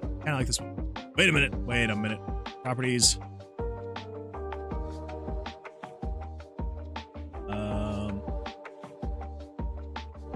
Okay, good. It is crossfading. I wasn't sure if it was actually still playing the audio when it was doing the transition or not. Well, welcome. It definitely has been a minute. Hopefully things are going all right for you. How has life been? Nick says, just 7 days of school for me. Getting close. You are getting so close. Not bad at all. I haven't got an artistic bone in my body, so it doesn't bother me. Oh, don't even with me. If I'm making a game, I'm going to have a programmer art, and it's going to be obvious. Nope. I would say you do absolutely fantastic pixel art. Well, art in general. Let's see, T-Gamer says, oh yeah, you do, good. For a moment, I thought that it was video, and I'm just watching it. Nope, not at all. Let's see, I'm willing to try if you want art. There we go. Not a live stream. Oh, no. Definitely a live stream. It's funny, I have had one person, this was way back when. This was probably 6 months ago or something like that. Like basically I had been streaming for just maybe a couple weeks. And I had someone come in and their first comment they ever made, they were like, I hate it when people will just run replays and not indicate it. And I'm like, what are you talking? Like, this is not a replay. Like, it's live. It's me. They're like, oh, sorry. Didn't realize you were live. I thought this was just a replay. I think it's because he sent a message and I took a couple minutes to respond. And then he sent another message and was like, oh, I hate when people do and I'm just like, sorry, I was busy. I didn't see your message. Life is good? Good. Glad life is good. Hopefully it remains good. Okay, so I think if we just throw it in here, this is basically just saying if 342 is equal to 0, or if 18 is equal to 342, and if 20 is equal to 354. And then I think what we can also do is then say, actually, let's just start with the thing locked already. I think that'd be best. If we just say game variables dot value 341 is greater than or equal to or greater than 5, and I think that should be all that we need. So 341 is equal than or greater to. Is it that, or is it greater than or equal? It's greater than or equal to. Yeah, greater than or equal to, not equal to or greater than. Freaking, I do it wrong every single time. Every single time. Legendary, Cerebus? I am so sorry. Oof. That really should not have been that difficult to pronounce. RPG Maker A? Yes, RPG Maker MV. It's my weapon of choice. But welcome, come on in, sit on down. Glad you're here. How's life going for you? How's your weekend been? So I think if we can just leave it at that, I believe what we should be able to do is so that's Pyro slot 2. Come in here.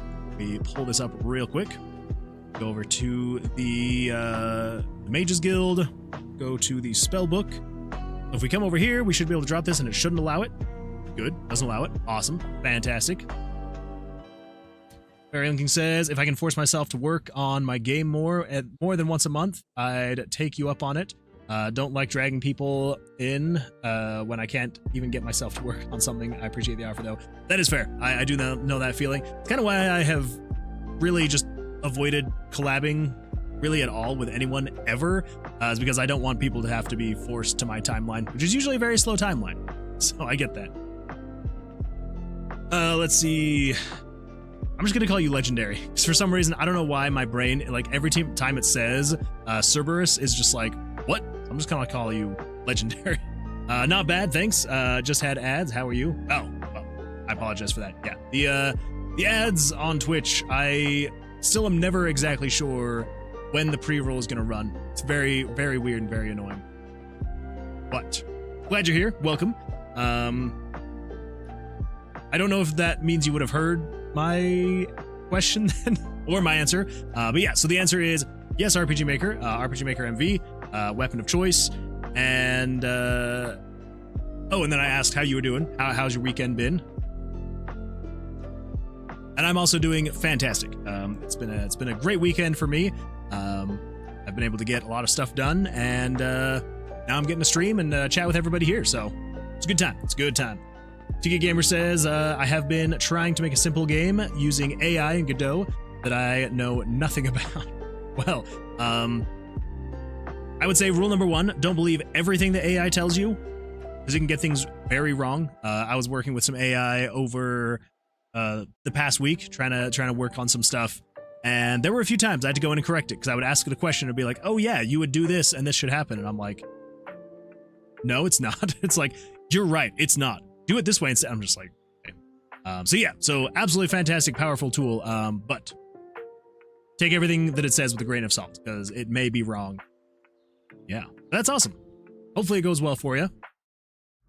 Legendary says, I've been called Legendary Cerebellum before, so that works. Well, at least I didn't go as far as calling you Legendary Cerebellum. Oh my gosh, I can't even get that out, so of course I'm not going to call you that. But yeah, go with Legendary, though. Jesse just increased the font. Oh, wait. Being told to run my resume job. Wait. Being told to run my resume job opening and recruiter's notes through ChatGPT by my recruiter is the weirdest request I've had for applying for a job, and to increase my resume font from 1 to 2 pages. Wait, increase it from 1 to 2? I feel like that goes against a lot of what I have personally done for hiring and what I've heard from people that they do for hiring. For me and for everyone that I've ever talked to, basically with resumes, the shorter the better. Like 2 pages is fine, but the faster you can just get information across. Like you're not writing a love letter, right? You're like, here's what I can do, here's what I have done, here's my references, here's my skills. Like that's how I feel. Yeah, so I'm like, yeah, no. What? Oh my goodness, Blaze Bits. Welcome Blaze Bits and your 20 amazing audience members. Thank you so much for the raid. I appreciate that. Well, welcome everyone. Glad you're here. Also, what? Thanks for the follow, Legendary Cerberus. Legendary. Thank you so much for the follow. I appreciate that. And we hit our goal. We hit our goal of 150. So thank you. I appreciate that. But yeah, welcome everyone. Glad you're here. Hey, look at that. We hit our goal. We reached our followers goal of 150. Thank you everyone. Yes, thank you everyone. I appreciate that. Thank you so much for the raid. I appreciate that, Blaze Bits. How's your day going? How did the stream go? Hopefully everyone had a good time. Let's see here. Yeah, well, thank you. I appreciate that. Yeah, well, welcome everyone. Glad you are here. I will give you all a really quick tour. Really quickly, I'll give you a stream tour because now that's a thing. So over there on the right side of the stream, as you can see, we've got ourselves a little monster we can all fight. So if you are familiar with channel points, over here we call it mana. There's a list of spells. If you'd like to cast some spells at the monster and do some damage, I'll throw one right now. There we go. Feel free to all work together. We're trying to kill this monster. But anyway, so for anyone that is brand new, I'll give you a really quick tour of what we're working on, what's going on right here. But yeah, so we're building a game called Tower of Vercilias. It is a dungeon crawling roguelike RPG. Made in RPG Maker MV. General idea is you will be an explorer, an adventurer, all that fun stuff. And yeah, so basically there will be a town, a hub. It's kind of what we're working on right now, where you'll be able to buy and sell items, get missions, all that fun stuff. And then once you're ready to go, you will head into the tomb. The tomb is a randomly generating dungeon with monsters, and actually I think I need to turn the monsters back on. Have those off for testing purposes. So let's come in here really quick. Set that up to a 3. Go. Yes, so in the tomb, yes, there will be monsters you'll be able to find and fight. And the combat, the little twist that we're kind of going for is the combat is based around Blackjack. So yeah, so you draw your cards, the monsters draw their cards. The difference is with regular monsters, they only draw 2 cards. And that is all they draw, and you can also see their hands, what they have drawn, so you know that their armor class is 10. So long as you have drawn above what their armor class is, you can attack, and yeah, attack with the cards. And then the cards are linked to different magical spells, and so as you can see over here with the D20s over here on the side, so there are 4 elements to kind of replace the suits of the cards. So you've got Pyro, Geo, Hydro, and Necro. Ooh. Not bad, a 7. I like it. Yeah. Chemistrinic says, he makes the game for half of the time, the other time is spent talking. Also Ocean is a soup. That is true, that is true. I would say probably half the time I am talking and the other half is actual game dev. I don't know, it's just fun to actually, you know, talk to people. It's a good time, it's a good time. Okay, I feel like I've maybe fallen apart. I feel like I've fallen behind. Jonas Frog just redeemed Stretch. Alright everyone, ready for a good old stretch? Then we're gonna catch up on chat. Here we go! And the other way. Oh, a good stretch feels so good. And backwards. Okay. Thank you, I appreciate that. Thank you, Jonas. Alright, let's see. Raiders, how y'all doing? Yes, we do have info. That's true. Yeah, Autumn__ did an absolutely fantastic job with the info. So yeah, hopefully Let's see. I'm trying to think of anything else that would be good to fill in. Whoa, you got an 8 out of 8. Bad. Yeah. So, anyways, that is the general idea. Is yeah, you're playing blackjack against against the monsters, and yeah. And then general idea is you are exploring the tomb. I completely forgot about the overarching story. So yeah, so this tomb, it's called the Tomb of Vercilias because there is a mage inside of this tomb. It used to be his tower, where he was experimenting with dark magics, and the king wanted him to stop. And so he was sending in his guards to get him to stop, and Vercilias was not a fan of that. And so he cursed his tower to be ever changing and shifting so that no one could ever get to him.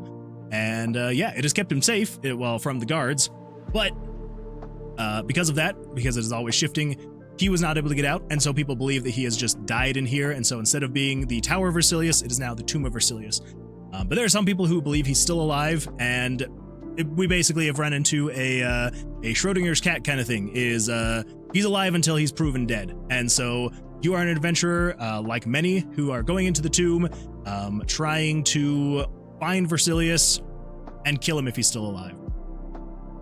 Yeah, and that's kind of what we got so far. So it's definitely still a work in progress. We still have a lot to do, but yeah, we're slowly but surely working on it. A team of one sure takes a while to build a game like this. But yeah, so the most recent thing we were working on is our spell book. So if you remember from the cards, I was saying they are linked to spells. So we've got 4 pages. So you've got the Pyro page, you've got the Geo page, the Hydro page, and the Necro page. And the general idea is you'll be able to build out different spells linked to those cards. And so when you play a card, like a red card, a Pyro card, it will cast your Pyro spell.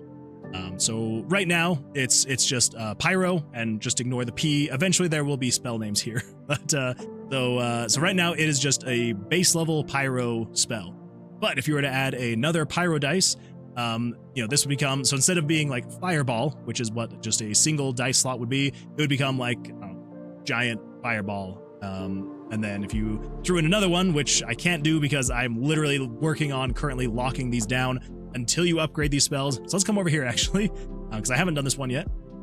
So if you were to throw this in here, you got Geo, and then you got Geo. So maybe you go from like Dust Storm to Avalanche, and then you do this one, and it's, I don't know, something relating to a whole lot of Geo or Earth going on. Then you can also mix and match. So, in here you've got Hydro, so this would be like a water cannon. And then if you threw in a Necro dice, it would be like a water cannon of death, or something a little bit more creative than that, but something like that nonetheless. But yeah, so then you can mix and match and build out your spells however you would like. And yeah, that is what we were and currently are working on, getting it all worked out. We're currently locking down the slots, so you cannot just upgrade your spells like crazy from the very beginning. You've got to have at least a level 5 spell slot in here before you can then upgrade. Yeah, well, hopefully that will answer any questions that people had. Now I'm going to update or get caught up on chats. Let's see. Blazebit says, good, doing some lane graph work for AI agent hacking stuffs. That would go way above my head, so I salute you. That sounds absolutely fantastic. Nick says, tuck-eedle work, tuck-eedle twerk, tuck-eedle twerk. Yes. Legendary says, this is really in-depth for an RPG Maker game. I'm impressed. Thank you. I appreciate that. Yeah, I try and go as far from your standard RPG Maker looking game as possible. So, yeah, it's a lot of work. It is a lot of work. But yeah, my goal is to, when people play it, they will have absolutely no idea that it was even made in RPG Maker. Yeah, I want people to be able to play it for the game itself. And I don't want anyone to ever see the game, whether it's on Steam, itch, wherever I eventually put the game. I don't want anyone to just look at the assets and be like, oh, it's an RPG Maker game. Meh. Holy smokes. Nick, you're going crazy with the spells. Ooh, all right. It's almost at half health. Bad. Not bad, everybody. Anyway, so yeah, that's kind of like my, obviously my goal is to make a game. That is my ultimate goal, is to just make the game and have it be fun. But I would also like to be able to have the game where, if people see it, they're not necessarily going to be like, oh, it's just an RPG Maker game, I don't want to play it. They're just asset flips or whatever. So, but yeah, I appreciate that. Let's see here. Plays Bit says, I love talking. No shame. No shame at all. Yeah, I absolutely love it. I think it's a lot of fun just to chat back and forth with people. Still the most worth it point redemption thing. I do need to make it so that it actually does something. So eventually I do want to add, so right here, if I pull this up, I have a button here that will turn on double damage for 2 minutes. So there's a little thing right there in the top left corner of the game, bruh. And yeah, it'll do double damage now for the next 2 minutes. So if anyone wants to redeem any spells, now's the time, because it's going to be doing double damage. But eventually I want to get that linked to the stretch. And so for anyone who redeems stretch, it will actually do the double damage for the 2 minutes. Let's see. Autumn__ says, oh, Raider fun time. Play random noise whenever. Rewards will be refunded for 5 minutes. Always a good time. Thank you, Autumn__ for being an absolutely fantastic mod. 2 Pyro is PP. That is true. 2 Pyro is PP. Pyro, also known as PP. I bypassed Twitch. I popped out my YouTube window, which I use for ads, and just covered my Twitch window, meaning I can now speak in Twitch chat, ignoring ads and getting the faster stream. I like it. That is the way to go. Let's see here. Game dev related though, I need to figure out how to get my mojo back for the guinea pig game. Losing all my sprite template stings. Yeah, it is difficult to get your mojo back after something like that happens. But I believe in you. I believe in you, Jesse. Alan, are you still here? I think Alan came, said period, and left. I mean, I don't know. Maybe Alan, if you are still here. Glad you're still here. Let's see, Jesse. Oh wow, my chat was behind.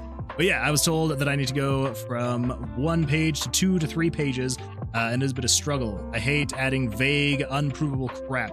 Like, I increase user investment by 20%. Yeah, exactly. I'm like, if you don't have anything to put on there, it's like, why feel like you're forced to add things?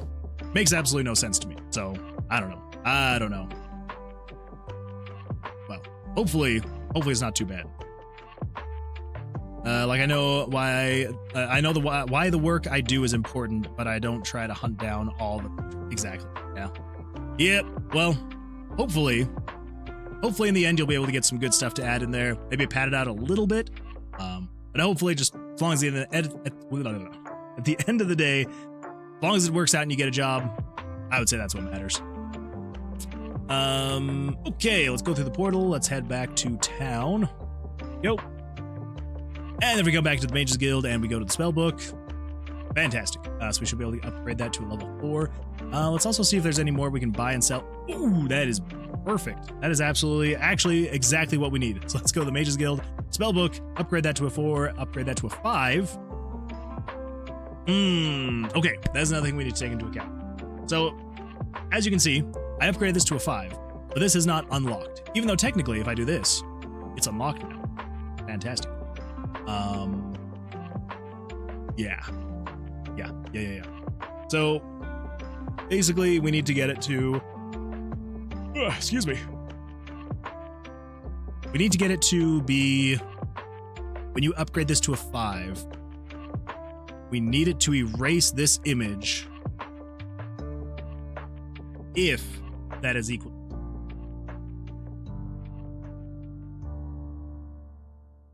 Doable. Gonna take a bit, but it's doable.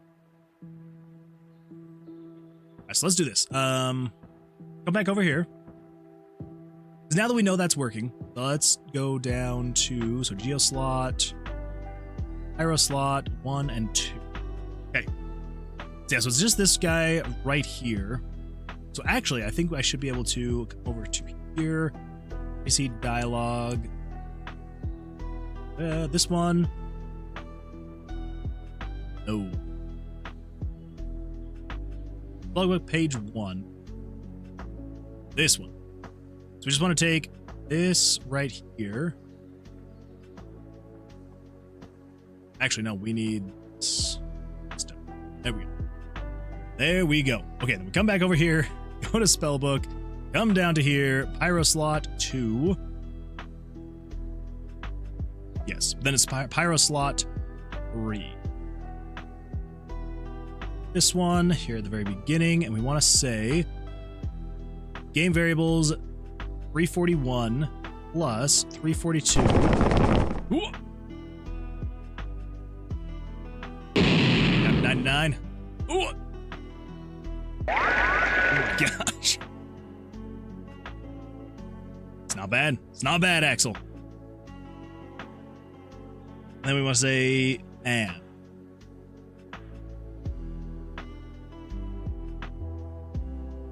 That is if you are less than 15. Yeah, because basically we're just saying if those two slots combined do not equal up to 15, then you can't do it. Yeah. That makes sense. Okay, go. So I think what we should be able to do now is if we come over here, go to the Mages Guild spellbook, and if we try and put a dice here. Okay, never mind. What? Oh, pyro. Yeah, you. 341 plus 342.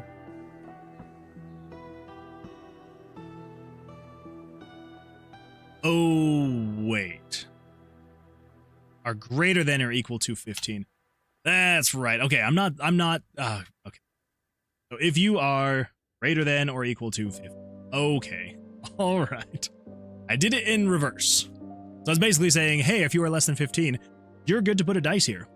We do not want that. We want if you are less than 15, you are not good to put a dice there till this slot and this slot are greater than combined. If they are equal to or greater than 15, then you can put something. So, with that, let's,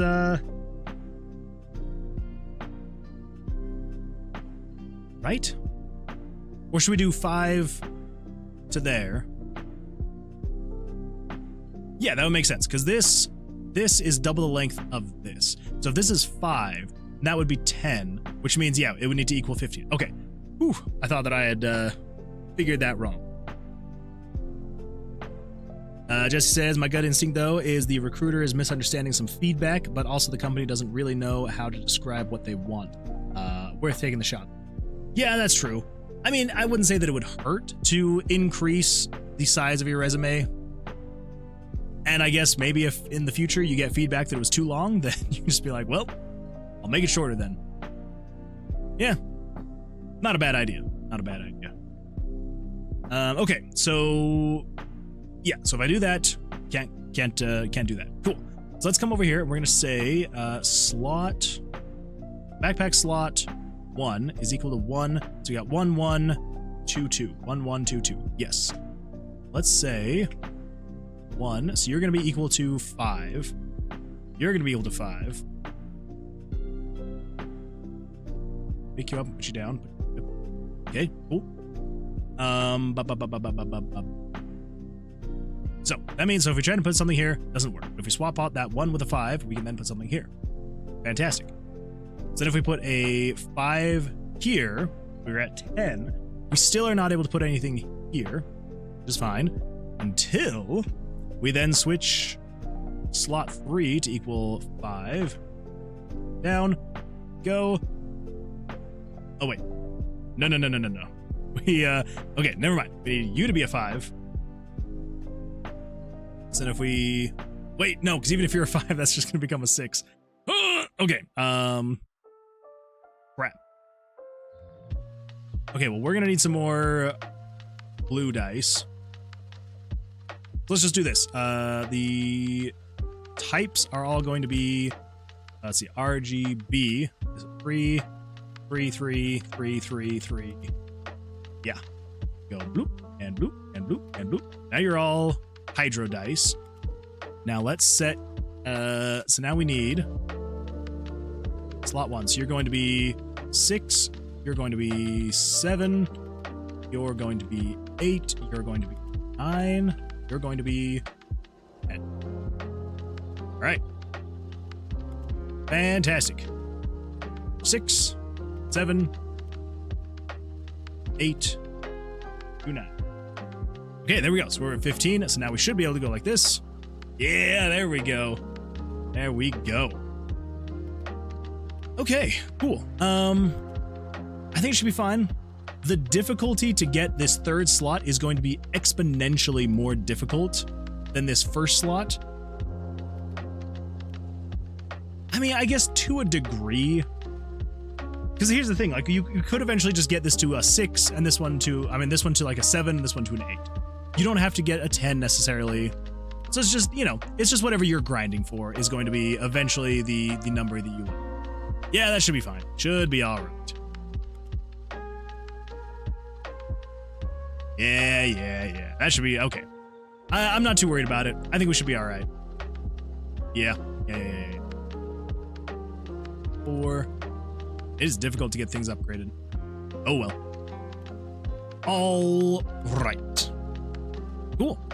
So now we just need to get it to where when you unlock these things, it actually removes the image.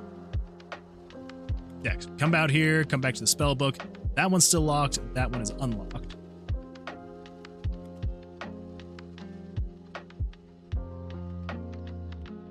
Yeah, that should be fun. I was like, should we make it so it's just automatically unlocked all the times? Like if I do that, technically this should be unlocked. So if I save and then come back to the spell book, it is unlocked. And I was thinking, what if we just make it so it's always unlocked? Like it flips a switch and it's unlocked. But I think what we're gonna do,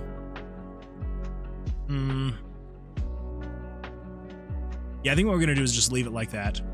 So if you remove this dice and you leave and come back, it will be locked. Yeah. Okay, yep. That is the goal. That is the plan. So if you do remove a dice, that will relock. But if we do this, wait a minute. So if we do that and we put a dice here, and if we take this one out, then if we save, come back, it's still there. But can I add to it? Okay, good. So yeah, the idea is you could technically keep it unlocked like this.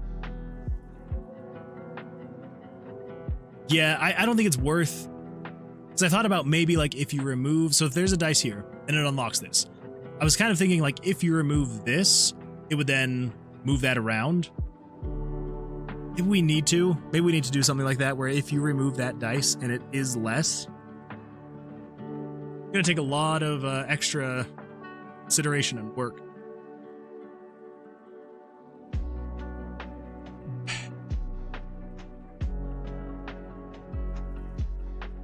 We're gonna worry about that later. Worry about it later. For now, it's fine. It's fine for now. Yeah. It's fine for now. Okay, cool. So now we just need to work on the part where it actually removes that image. Shouldn't be too bad. So if we come over to here, dice move. So when you put it down,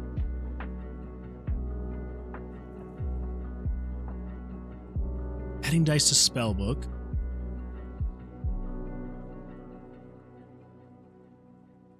Yeah.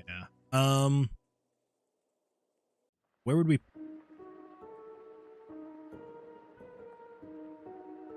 What do we have to work with? Does it turn on any switches? Does anything crazy?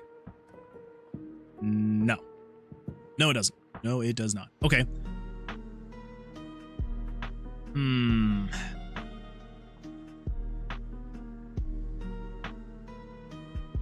I think what we're gonna do is at the end of this, yeah, so the very end, this is when we're going to need to redo all of those, all the images. Yeah, I think that would make sense. So when you click to go to the next pages, and it does this right here.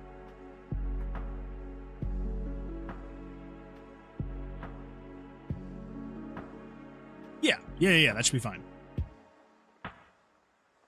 Here. If you're on spellbook, 1. I already have that conditional branch. Sweet. Should be able to just add that there. Here.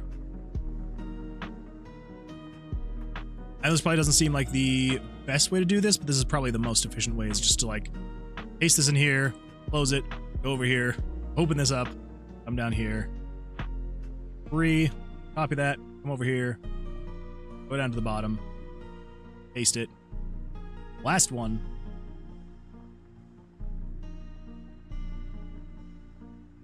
We are going to have to take into account a couple more conditions for our if statement. So, right now, what it will do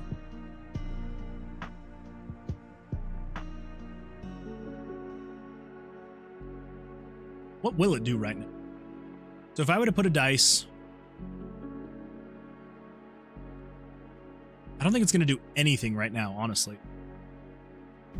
I don't think there's actually anything that it will do. So basically, all it's saying is if 341 is less than 5, show that in. Okay, so I think what we need to do now here is we need to say if 341 is greater than or equal to 5,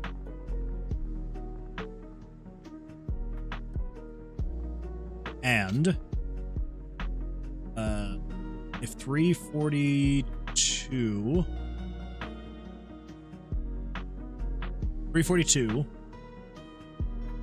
is equal to 0. So basically, it is saying if the first slot is greater than or equal to 5, and if slot 2 is empty, that is what the equals 0. Then we just need to erase the image. Let me pull this up really quick.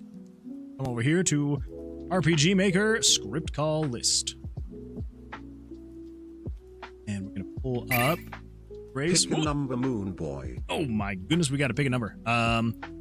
Erase really quick. Erase picture. That's the one we need. That. Let's see. Random number. We're gonna go with 32. We're going with 32. Lucky number 32. Fingers crossed. Oh, Nick says YouTube chat. Oh no, what have I got? What have I got? Wait, what am I missing? Plus side, if I get this one, it'd be a raise. If they want fluff, I'll fluff it. Oh, that's fair. That would be really nice. That would be absolutely fantastic, actually. Well, I've got my fingers crossed for you. My gut instinct, though, is the recruiter is misunderstanding some feedback, but also the company doesn't really know. Okay, yeah. So I saw that one. Yeah, but I'll keep a different version for this company and a regular brief one for the general use. Okay. All right, that's fair. That's fair. Well, I think that's an absolutely fantastic idea. Axel says sage. Wait, did you mean to say sad? Or are you calling me a sage because I got it right? Now I feel like I'm living on the edge. On the edge of my seat. What does it mean? Does it mean that I got it right? Or does it mean that, were you just trying to say it's sad? Because either way. Sag. Sag. What's Sag? Am I Sag? Is it Sag because I didn't get it? That would be very sad. Third guess and I still don't have it.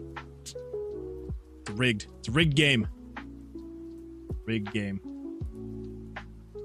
Okay, so if game variable is 341 is greater than or equal to 5, 342 is equal to 0. Oh, that's right. That's right. We're erasing the picture.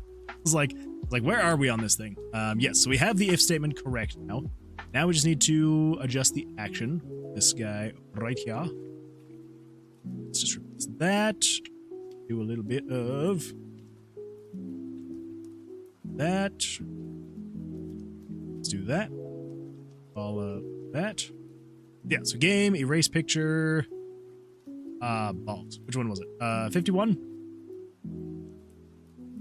I believe it's 51. Nope, 52. 52.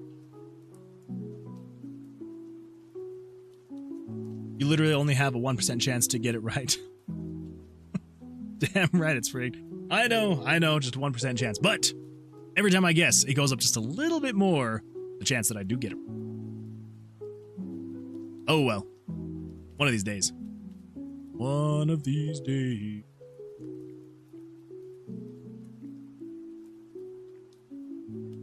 Ooh. Okay, so I believe that should be correct. Come over here, and we just comment out that line. I just want to see if that's going to actually work. Find out. Let us find out. Visit the Mage's Guild, spell book. Let's make ourselves a D20 that's equal to 5. Make spell slot 3 equal to 5. Yep. Put that here. Ooh, I erased the wrong one. Crap! Okay, I did have it right, and then I mixed it up. That is my bad. Okay, so do not erase picture number 52. Erase picture 51. Okay. Up to... wait. Upufo have a 50% win rate with my game. That is true. I do have a 50% win rate. Let's see if we can keep that up. Let's actually see if we can increase that by 1% and a very small fraction. That is true. It is a very small fraction, but nonetheless, it does go up. It does go up every time. Okay, so now come in here, little bit of dish, guild, spell book, and we change this guy right here. 5. This. Well, bam! Hey, look at that. It unlocks. Fantastic. So then I can come in here and be like, bloop. There we go. Cool. Happy day. All right. So then we should be able to do basically the exact same thing with this other one. We're basically saying if 341 plus 342 is greater than or equal to... Wait a minute.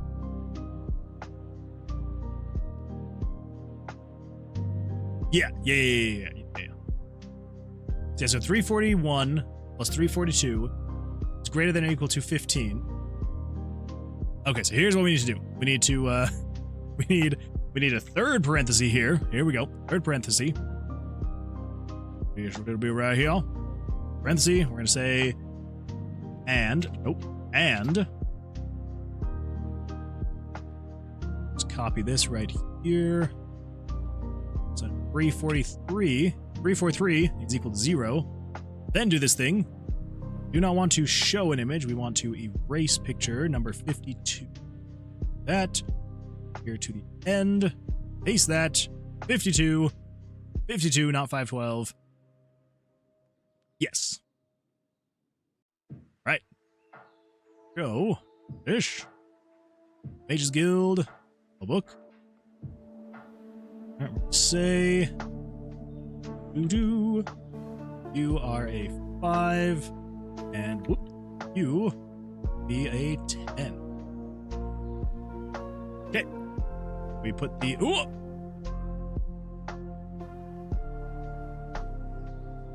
What did I miss? I mean, I know what I missed, but where did I miss it? We got 1, 2, 3, 4, 3, 4, 3, 2, 1. Do we not need a third one?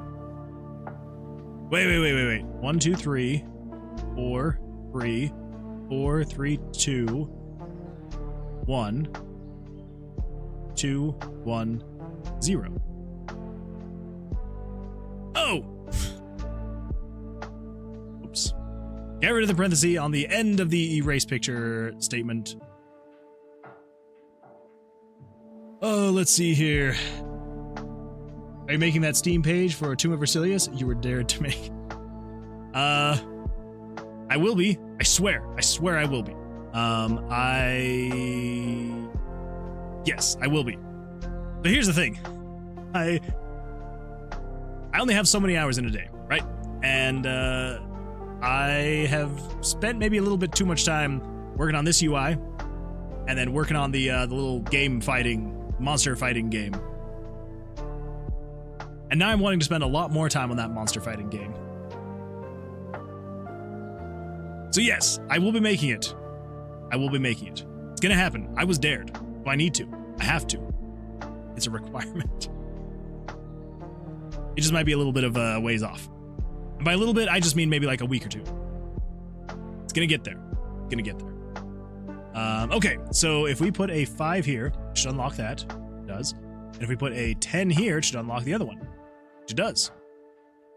Cool. And then if we take that away, should add it?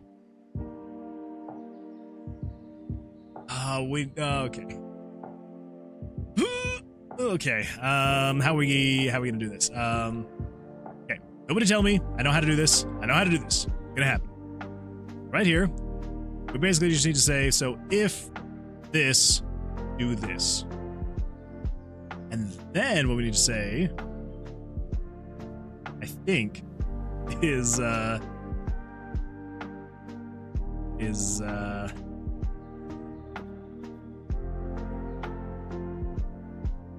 think we can just do else if we do that again. I think. Because else is anything, if it's anything opposite of this. Which we don't necessarily want to say. So we want to have another if statement in this else. We want to do an else if.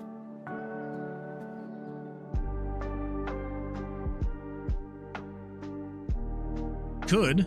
I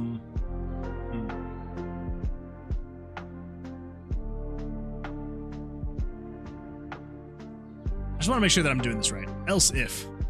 You got if. Yeah, if. If, and then else.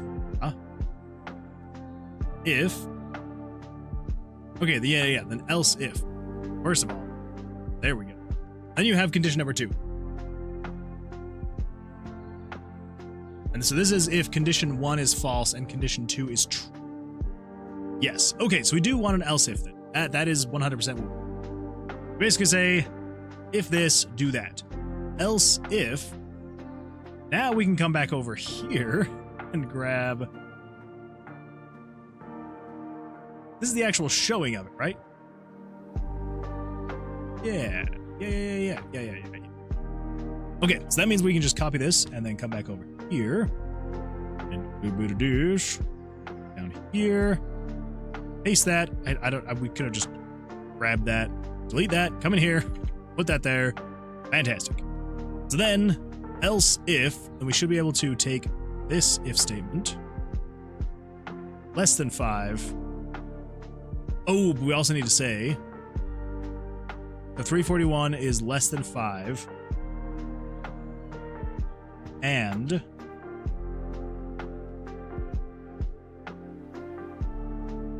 if you are equal to 0.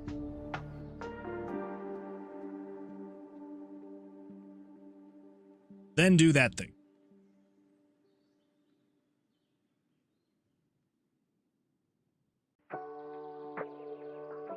Yeah. Get rid of that. Do that. Okay. Now, let's comment that out. Cool. So this is specifically for slot 1. So if 341 is greater than or equal to 5,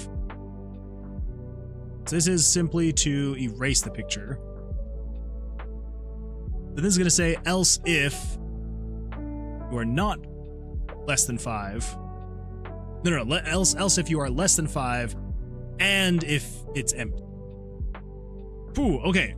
So long as all of that is correct, I believe what should happen is if you come in here to the Mage's Guild and we go to the spell book, right now you cannot do anything with that because that is equal to a 1.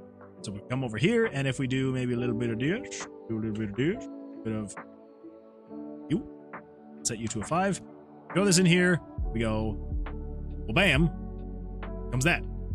It's correct. That is what we want.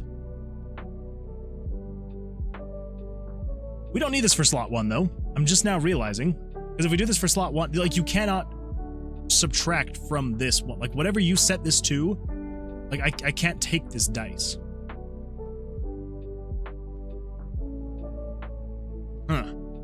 Okay, so we don't actually need that. But it was good practice for this other one. Because then what we want to do is we want to say, if you are equal to 10, so we want to say if you are equal to 10 and we put you here, it should unlock you. Then if we pick you up and move you over here, it should then show this picture again. Yeah. So yeah, I did mess up. That was my bad. We do not need the else if in here. Let's come over here. Let's cut that. You're good. So you're just if that, do that. Cool. Now what we can do is here at the end, should be able to say then else if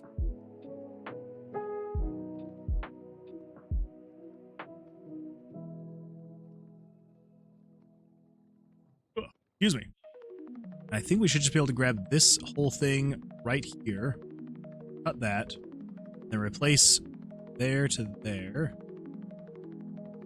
I think. Then if that, do that, else if, then we also need to include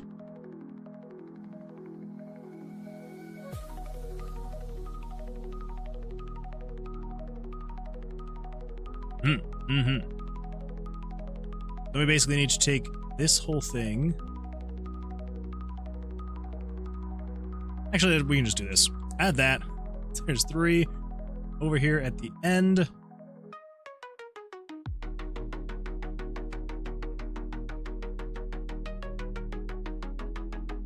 Yeah. Copy you. Put you in parentheses, and then we're going to say, and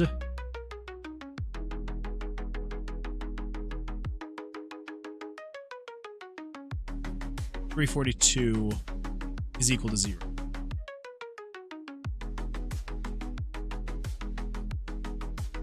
Else if 341 plus 342 is less than 15,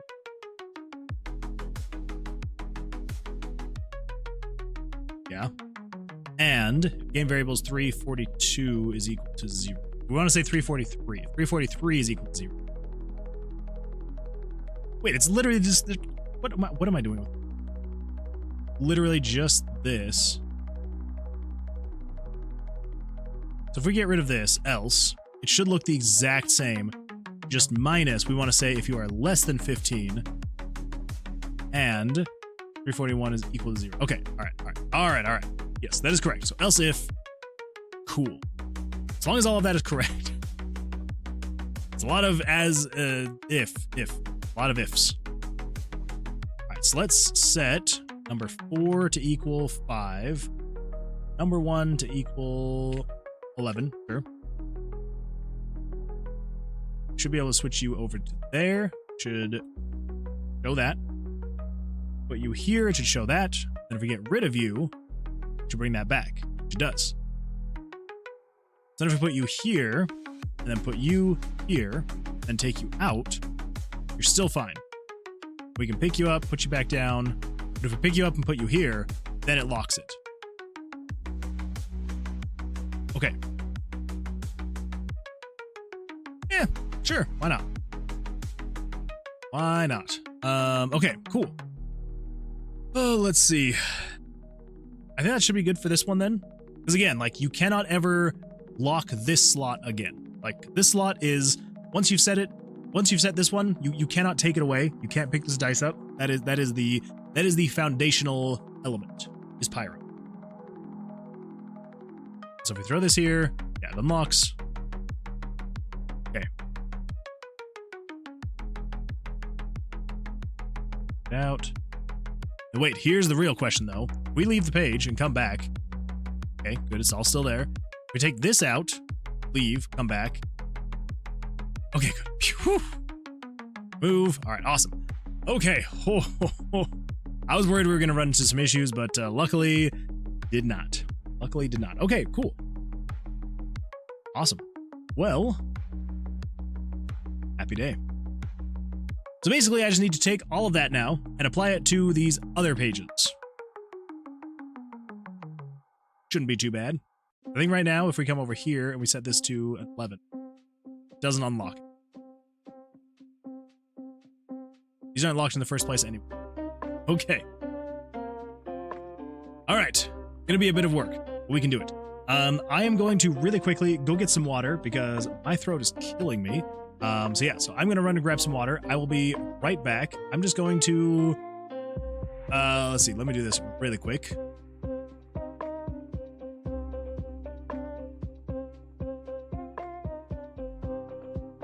And we're back over here. Let's paste a duplicate. I'm gonna adjust this. Oh, that is just an image. That is just an image. Never mind. Delete that. We're gonna add,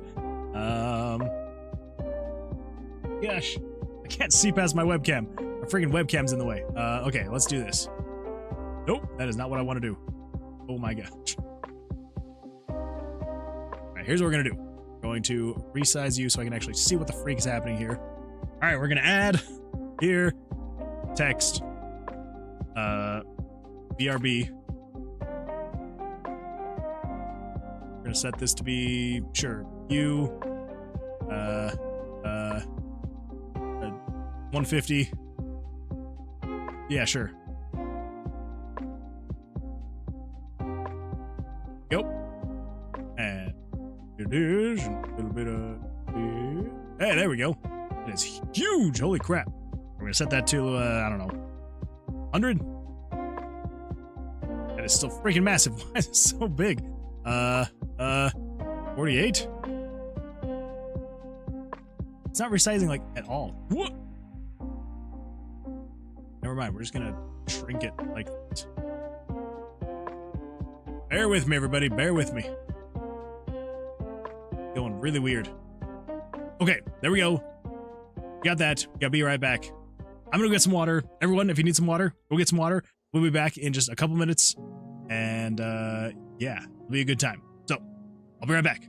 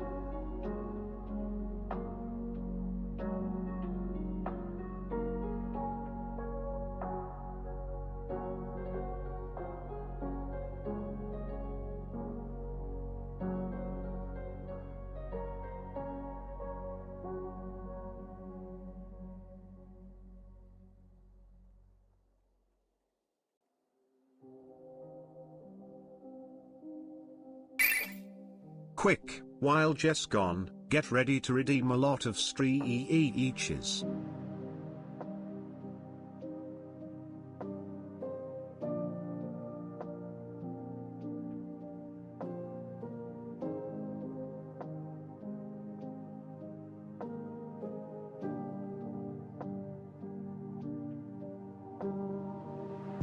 Boo!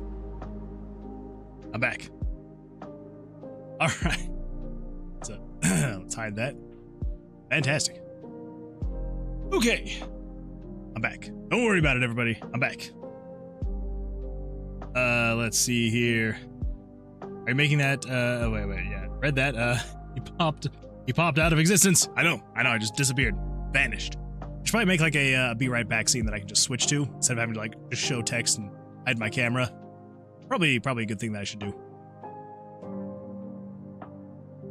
All right. Well. Oh, so there we go. Yeah, see, Jesse? I'm here to remind you. Get some water. Get some water. Quick while he's gone. Get ready to redeem a lot of stretches. No, don't do it. I also added a 5-minute cooldown because of all the shenanigans y'all are pulling. So there is a cooldown now.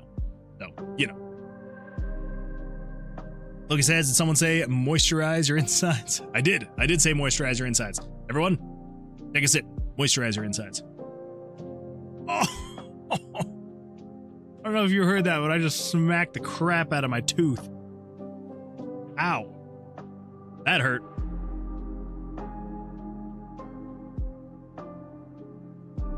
Apparently I have a drinking problem, and I can't freaking... Yeah, that was weird. 5-minute cooldown? I know. Well, alright, maybe I'll reduce it. Here, alright, here we go. Let's come over here.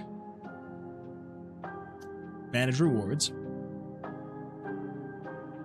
I don't know if you guys remember the craziness that y'all did.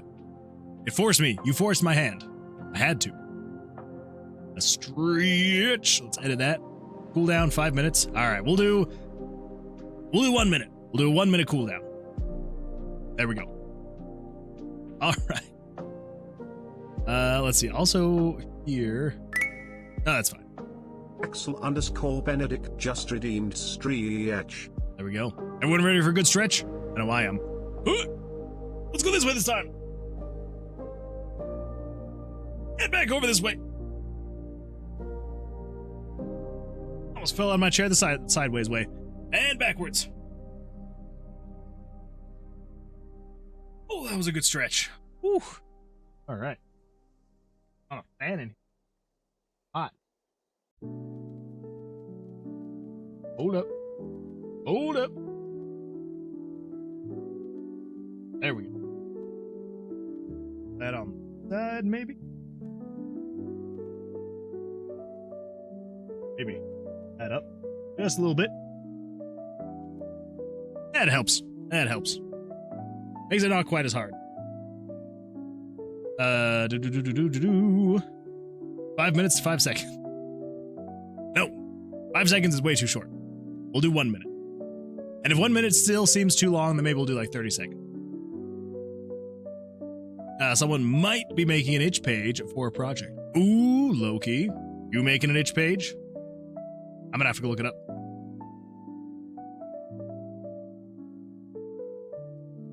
I started with double stretch. That's true. Yeah, there was definitely a line of individuals who could be blamed.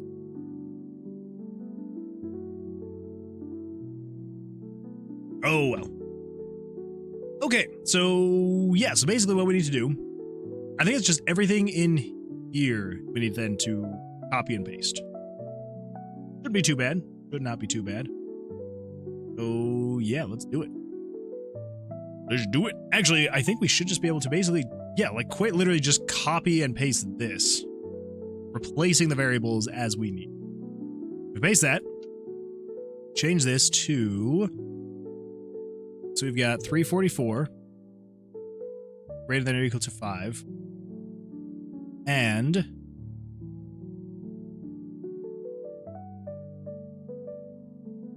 wait. What is 341? 341 is spell 1-1. Okay, that would make sense. So yeah, so 344. Okay, so that means, so then and if 345 is equal to 0, then erase the picture. Then we're going to say and if 344 plus 345 is greater than or equal to 15. And if 345, 243. Wait, it doesn't make any sense. 344 plus 345 greater than or equal to 15. This was 343. What is 343? 343 is, yeah. Oh, 346.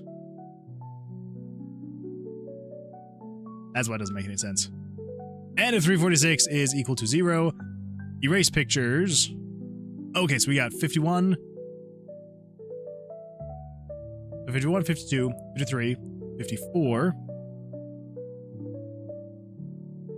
2, 54, 55. Else if 344 plus 345 and if 346 is equal to 0, we're going to show image layer 55. Okay.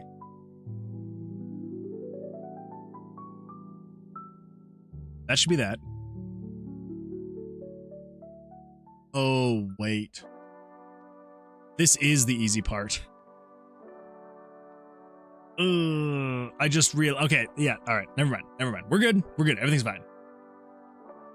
What? What do we got here? Hammered. Who's hammered? I think I'm hammered. Oh no. You clipped me hitting my tooth. All right, here we go. Let's give that a pause. Let's turn down media player. No, we can keep media player up. Turn up desktop. Let's see what we got here. Come on.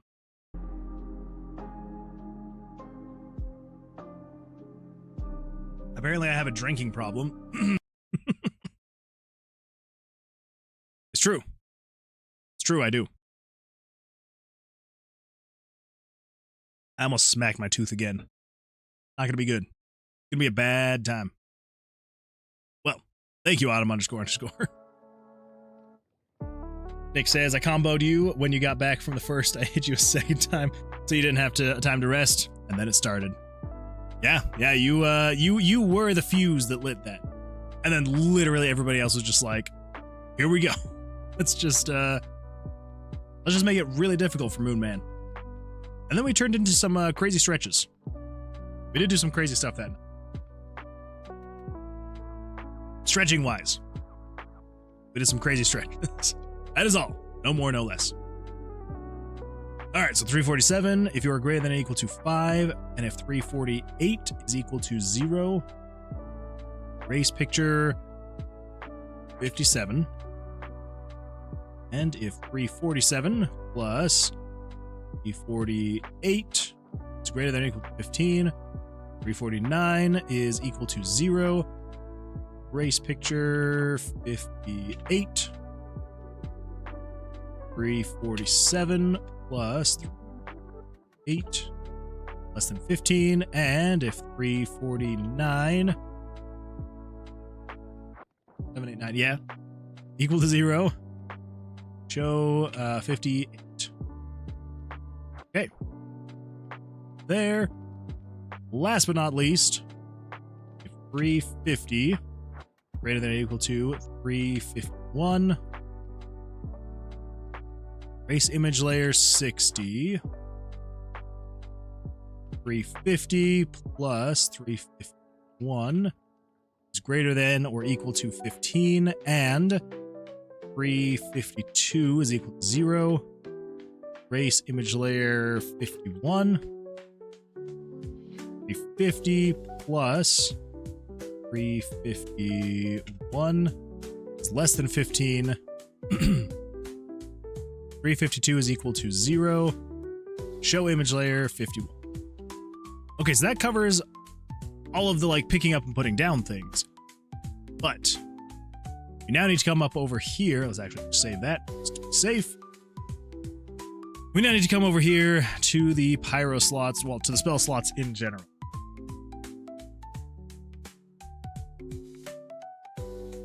As you can see here in slot 1,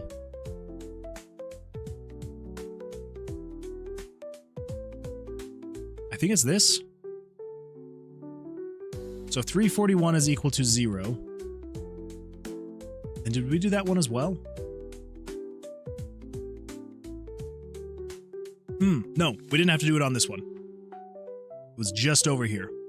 Here we go. Yeah, because this is basically just locking it from being allowed to place the dice. Yes, okay. So you are if 341 is greater than or equal to 5, and if 342 is equal to 0. I think we just need this one, though. 341. So if 341 is greater than or equal to 5.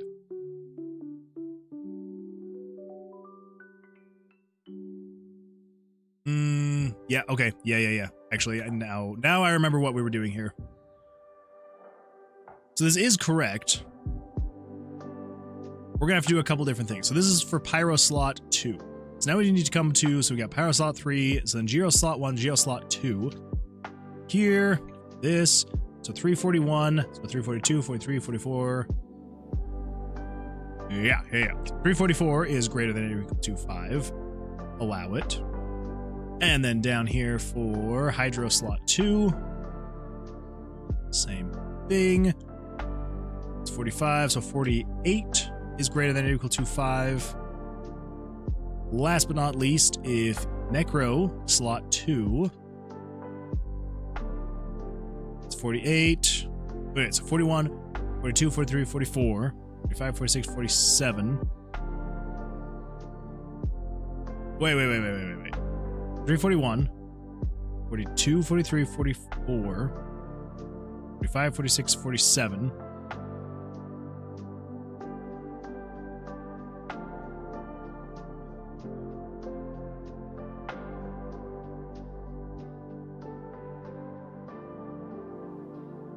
$48, 49, 50, 51.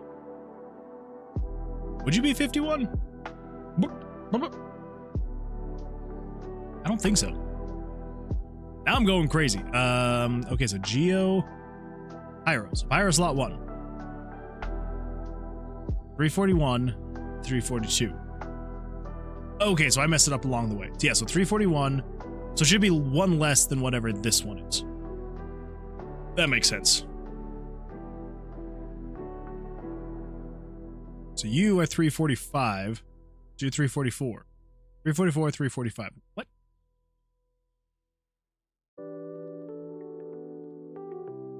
Okay, so you should be 347. 347, 348. Okay. So then you are 350, and then there's 350. Okay. So that should be good on all of slot 1. Now slot 2 gets a little bit more... not complicated. It's really not that bad. But I do just need to copy this.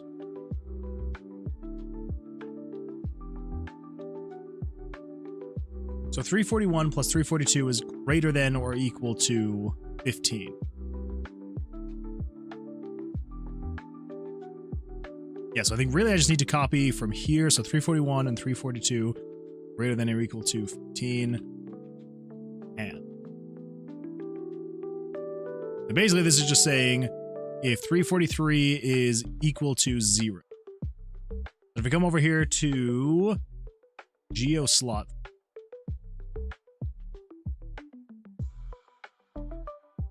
you are just saying if 346 is greater than or equal to 0. Okay. Yes, if we just paste this, then it should be 341, 42, 43, 44. So 344 plus 345 is greater than or equal to 15. Then 346. Okay, yeah, that's not too bad. 4 plus 345 is greater than or equal to 15. Okay, so then we go to Hydro slot 3. Here, so that's 49. 44, 45, 46, so 47. Plus 348. Greater than or equal to 15. Right, last but not least, Necro slot 3, 352. So you should be 350 plus 351. There we go. Okay.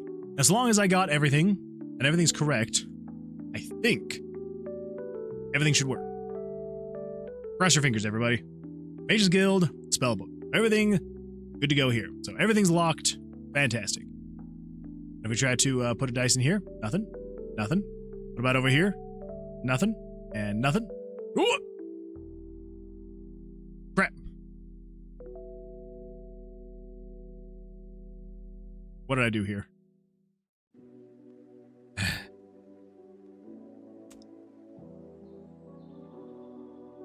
Okay. What about over here? Balls. All right, what did I do wrong?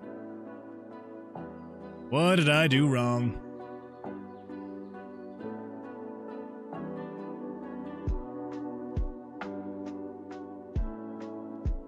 Pyro slot 2.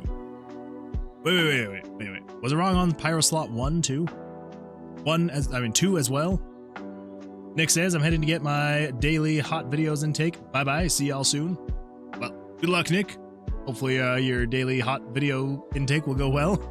And we'll see you around. Good luck.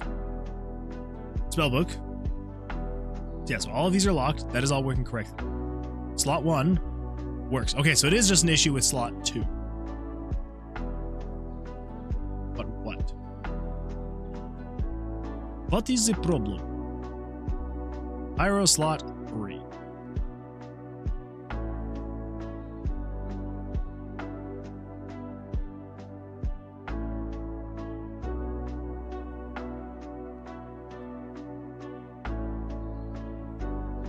$341 plus $342 less than or equal to 15.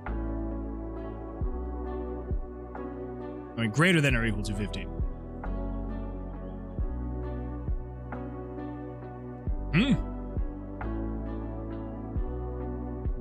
Okay, so this is the working one. Let's just copy that. Let's come over here to Geo slot 3.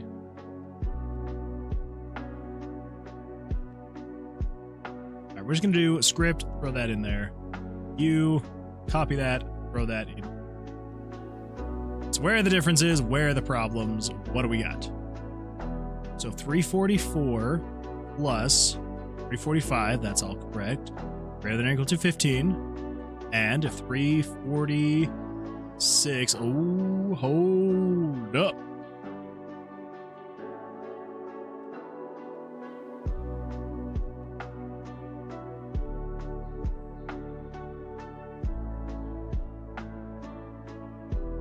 So I am missing some stuff. Crap. Alright, what did I miss? We're working with 341. 342. That's 41, 42, 43. You should be 44, 45, and 46. Okay. So if you're greater than or equal to 15, and if 343 is equal to 0, so that means, yeah, as long as there's nothing in there, greater than or equal to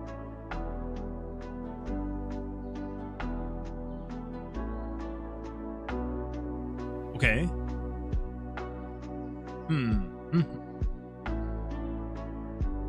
So do I just need to change this if you are greater than or equal to 0? Do I just need to say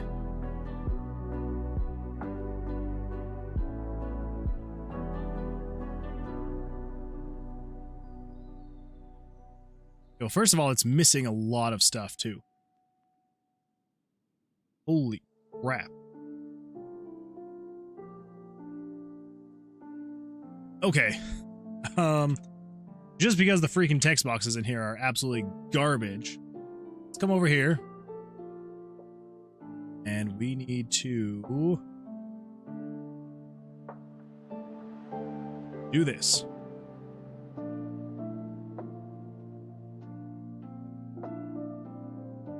Oh my god. gosh, that is so much more text. Okay. Yeah, I cannot get this whole thing on the screen. I just need to, yeah. So it's gonna go a little off the screen for you guys, but bear with me. So, okay, so here is where it stops lining up. So here, over to here. And then it just says, and. If 343... Alright, so maybe let's just take this, and let's replace these with the correct numbers. So 341 is 344. 342 is 345. 343 is 346. If 18 is greater than, is equal to 346,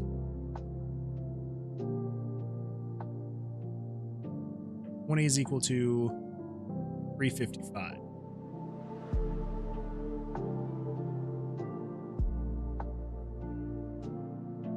Did I put this in the wrong spot?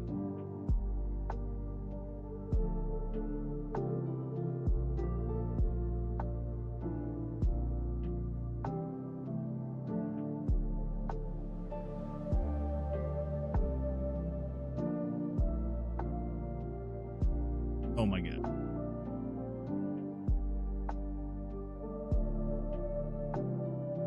I did. I put it into the wrong conditional branch.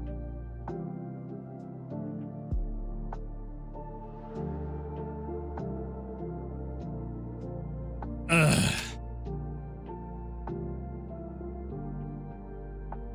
Yeah, that would do it. That would make it so it's not the same.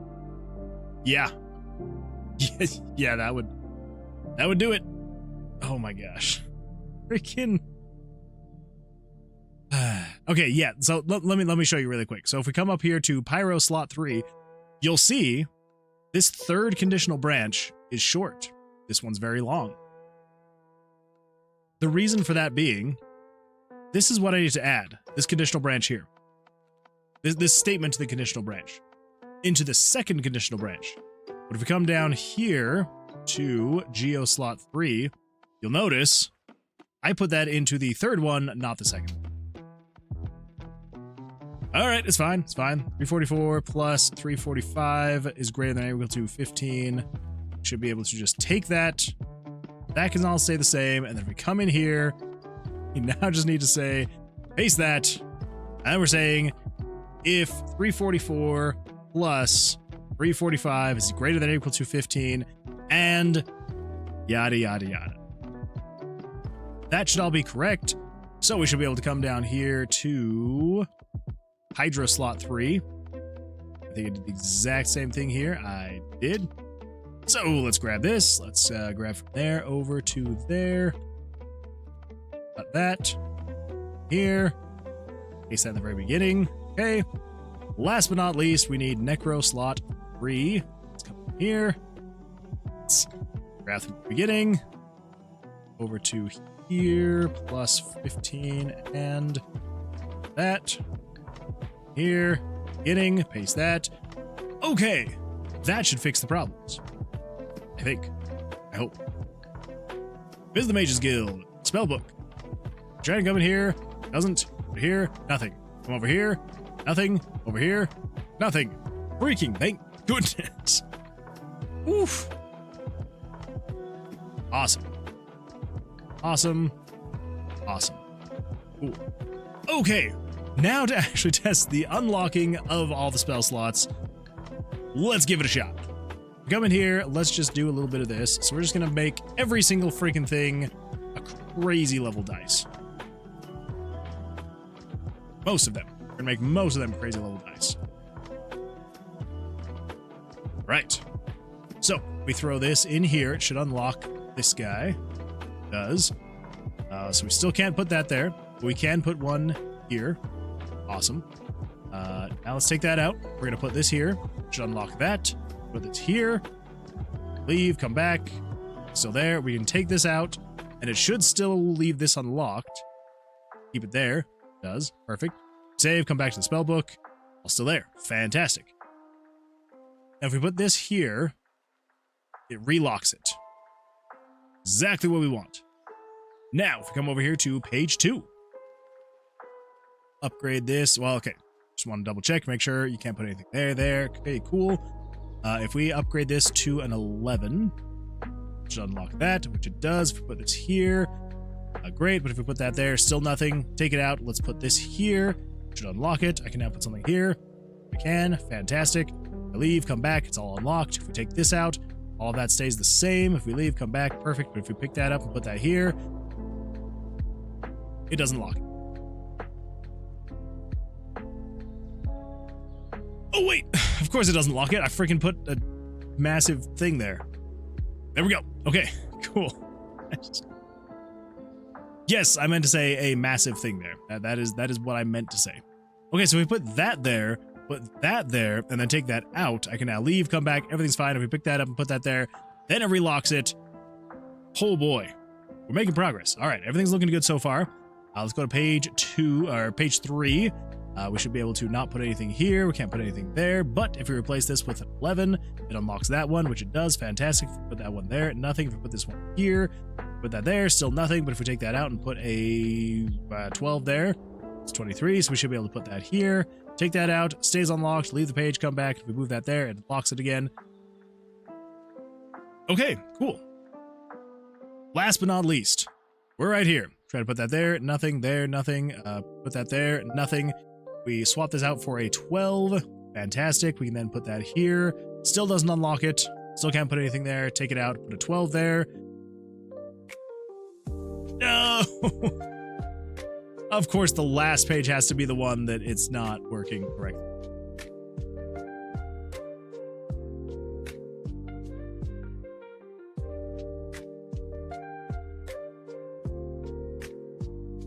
Wait, did I put a low-level dice in there? I think I might have put a low-level dice in there. Nope. That is still not working. 24, it should be unlocked. So it allows it, it's just not getting rid of it.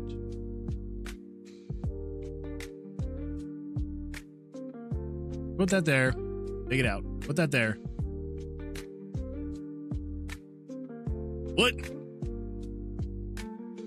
Put that there. Take it out. We leave. Come back.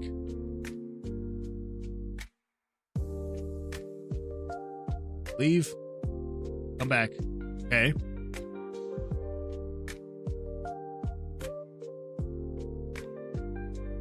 So which part of it isn't working? So if I leave and come back and put this here. So what part of the process would that be that's broken?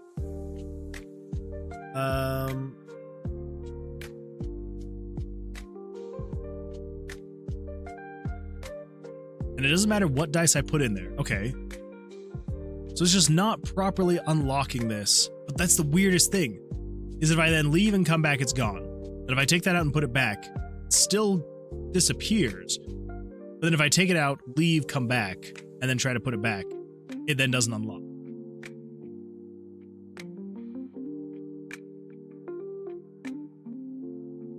What?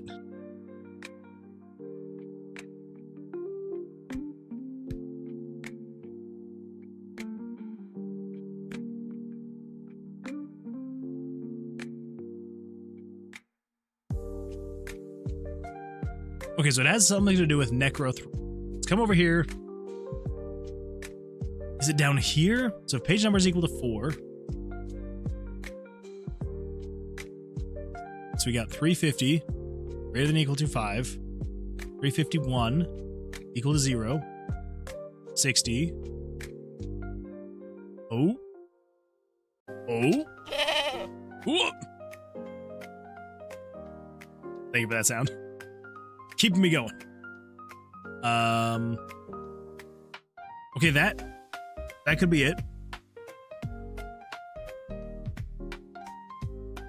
So you're supposed to be doing 57, 58, 58. 58, 59, 60. So this should be 60 and 61. Why do I have this set to 51? Don't know. My guess is I just hit 51 instead of 61. That's my guess. Whatever it may be, let's go back to the Mages Guild spellbook. Here we go, last page. And then we come over here and we say you are now equal to 12, 11. Cool. All right. Let's try this again. If we try to put you here, nothing. If we try to put you there, nothing. But if we put this here, now we can do a 12. And if we try to put you there, it works. If we try to... Oh! Oh, okay. Well, I kind of... That's kind of okay. I guess that's kind of okay. I do want the lock icon to actually show up. Okay, either way, so if we take that off, try to put that there, still gone, put that there, still nothing. Put this here, take that out, pick that up, put that there, locks, take it out. Okay. Okay, well.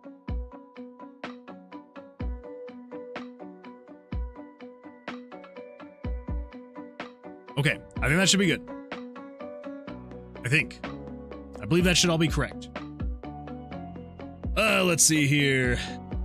Look says, ooh, we posted a link. All right, let's take a look. Take a look. It's in a Twitch, and it's in an itch. It's on Twitch, in itch. It's in Twitch, on itch.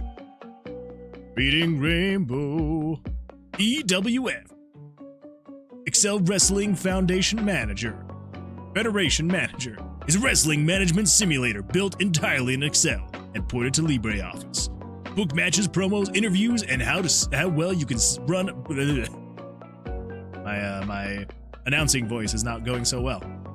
Book matches, promos, interviews, and see how well you can run a wrestling federation. Current demo has single, tag, triple, threat, and fatal 4-way matches. A roster of 21 men and 21 women wrestlers.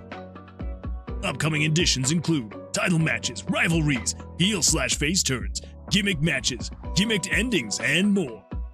To play, you must have either Excel or Libre installed and macros enabled. If you have any issues running, right-click the file and in properties ensure that the unblock checkbox is checked. Any feedback is greatly appreciated. Let me know your likes, dislikes, and any ideas you may have, or things you would like to see added. There is much more that I do have planned. I wanted to get a playable demo out for testing purposes. Try it today, Excel Wrestling Federation Manager. Loki, I absolutely love it. That is fantastic. Like, I would never in a million years look at this and think that it was made in Excel. Not in a million freaking years. Like, I would just have assumed that this was made in Unity or Godot or something like that. That's crazy. Absolutely insane. All right, here we go. We're gonna play this though. Everybody ready? I hope you're ready, 'cause I'm ready. Let's give this a pause. I have a feeling it's gonna be. Actually, here's what we're gonna do. Let's turn up the desktop audio. Let's play it and then pause it. Let's pull this open. Oh, there's no audio. Oh, okay. All right, that's fair. Well, then we're gonna keep this playing. I'm gonna turn that back down. Turn that back up. Yeah. Now we're gonna go to YouTube for this one, so we can see it as a bigger screen. Oh, this is the one that we watched already. Oh. Still though, absolutely fantastic stuff. Looks amazing. I love it, Loki. I love it. Absolutely fantastic stuff. JK. Welcome. Glad you're here. Come on in, sit on down. Welcome back to the stream. How's your weekend going? How you doing? Looks super cool. I know, this thing looks freaking insane. Again, the fact this is made in Excel, Loki, that is just absolutely cool. I love it. Love it. All right, well, if anyone is interested, the link is right there in Twitch. I will also throw that over in YouTube as well. So if anyone is interested at checking the game out, feel free. All right. So now, I know that I said this last stream, but I think now we can officially say the spellbook is done. You got the locks. Can't actually do any of this stuff. Come over here. It's all good and well. The only other thing that I'm kind of thinking we might need to add, and And I'm not going to do this right now because this is just kind of like this is like a beautification kind of thing. But I kind of want to eventually add little lines here that as you upgrade the dice, they will kind of go toward here. That way you kind of know like how far along you are until you hit the next spot. That's going to be an eventual. That is going to be an eventuality. I'm not going to do that right now. Also, holy crap. So I grabbed a little bit of, we had like just a tiny bit of Diet Coke left. This thing is so old and so flat, it is absolutely horrible. Do not drink week old Diet Coke. It's not worth it.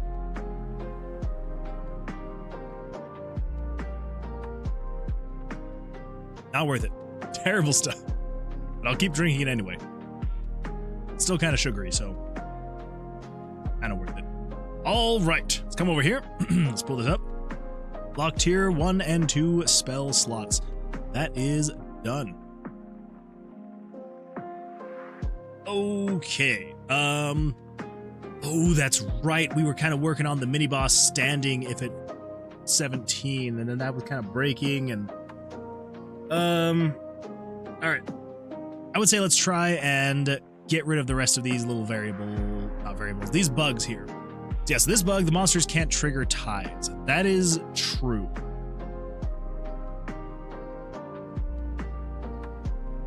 I guess the only time that a monster would trigger a tie is if you and the monster got a 21. Yeah, that would probably be the only time.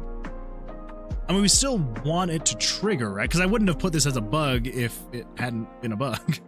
So let's come over here to the tomb. Let's see here. Autumn__ says, yeah, hi, JK. Hopefully doing well, JK.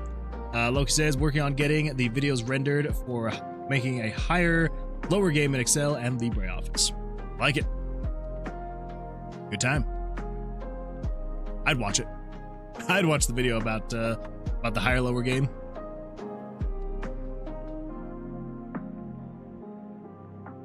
Okay. Initializations, last move, last transition. So I think it's just right here. So these are the monster card draws.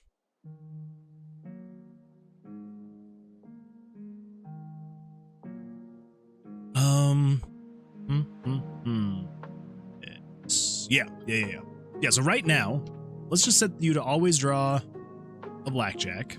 13-13. We're going to make it so the player always draws a blackjack. 1, 13-13.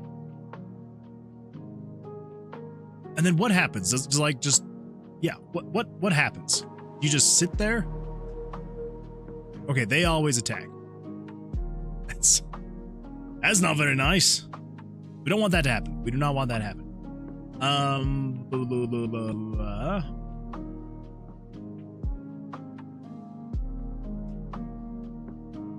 Ace, soft hand.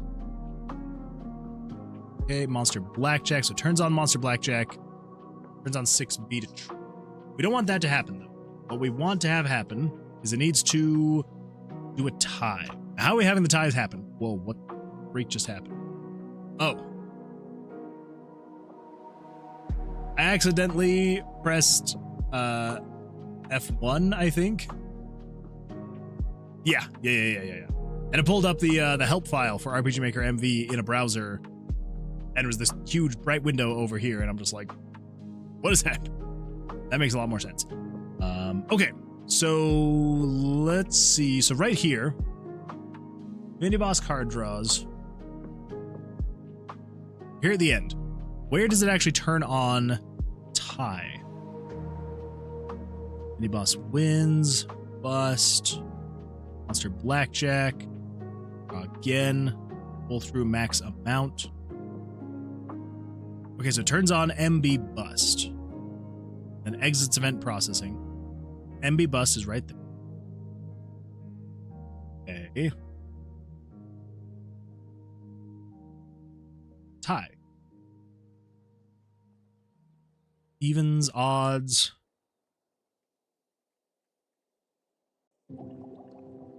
Monster Blackjack is on. Monster Blackjack. Tie failed is on. Monster Blackjack.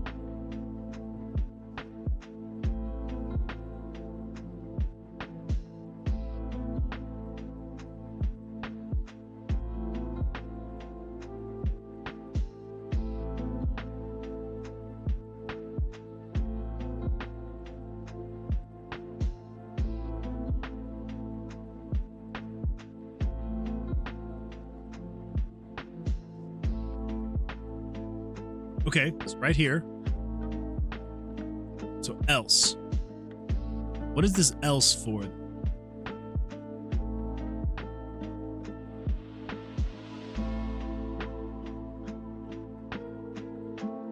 Player HP is equal to 0.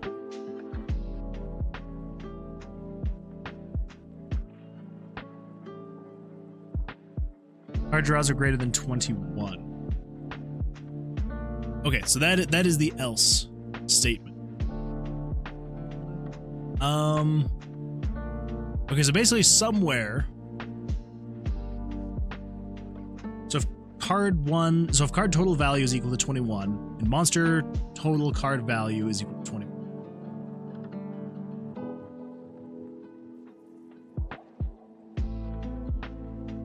Wait for 45 seconds, turn on tie. Okay.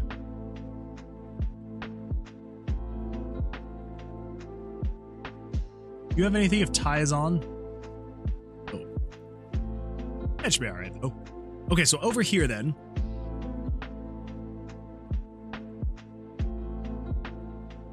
It's Monster Blackjack. Okay, so I think what we need to do is right here. Instead of just instantly turning on Blackjack, what we need to do is say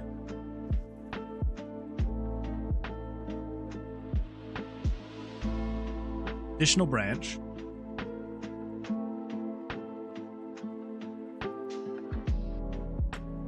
No, just paste that there. Come back over here. So we just need to grab this conditional branch here. Back down here. We're going to say if card total value is equal to 21 and if monster total card value is equal to 21. And turn on tie. Turn on tie and exit event processing, I guess.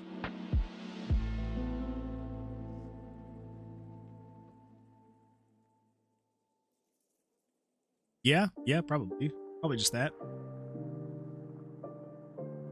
Okay, so then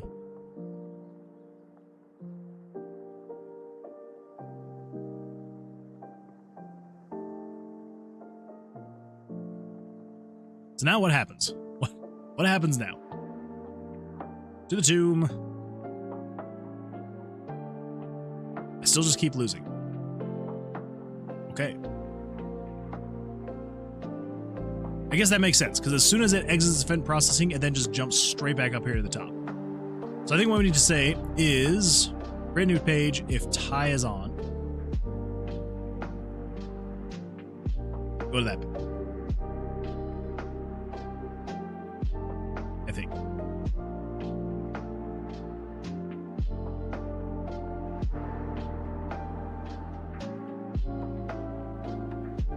What? Why? How? Huh?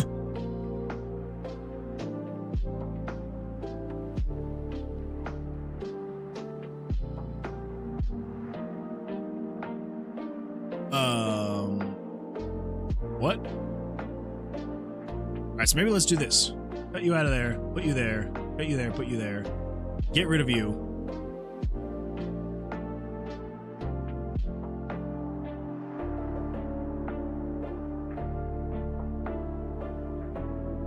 So if monster total card value is equal to 21, then basically what we want to say is then also if card total value is also equal to 21, turn on tie. Exit event processing. If not, then turn on Monster Blackjack. Yes? Just says, okay, time for me to get some rest. I'll catch you on next stream. Jesse, thank you for being here. I appreciate it. Yeah, go get some rest, and we will see you on the next one. Good luck. Holy crap, it's already 11:40.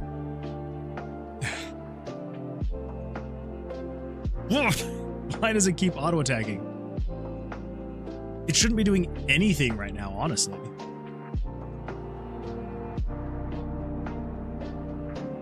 Like, it should be in here. Like, we should be waiting for 60 seconds and then flashing the screen for 120 seconds.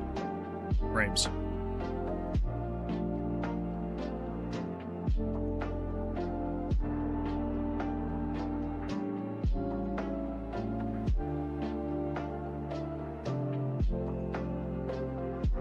Okay, what? Draw the cards. This adjusts the value of the cards. Monster card total value is greater than 21. Do this thing.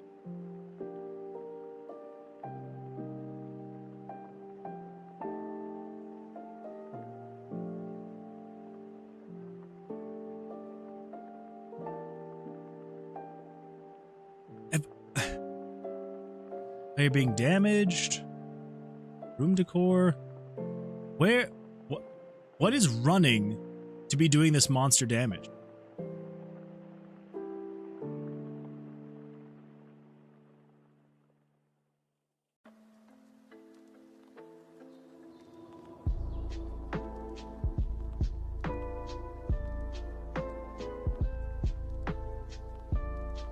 I do not understand at all.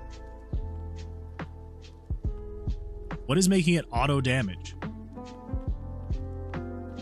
I'm drawing 21. Am I just not allowing enough time for it to realize that the player has the exact same draw total as well? What if we wait for 60 frames here? Maybe?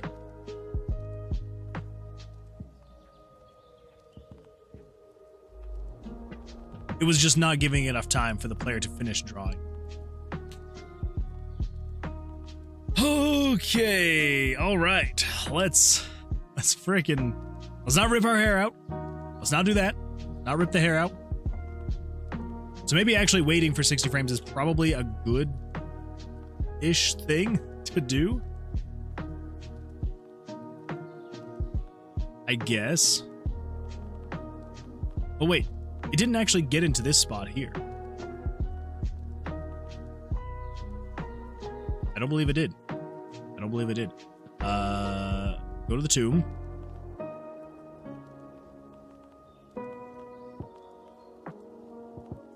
Doesn't.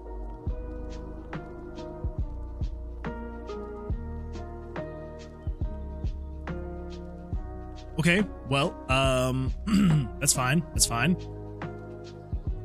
I have no idea. Personally, I would have filled it to the brim with console.log. Well, normally I would, but with RPG Maker, doesn't really have much of a console.log, unfortunately. Kind of sucks. If I were doing more directly with JavaScript, I could do a console.log.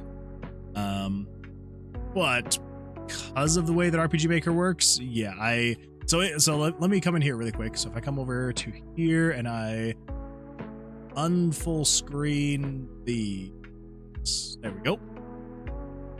So I can press F8 and I can pull up the console.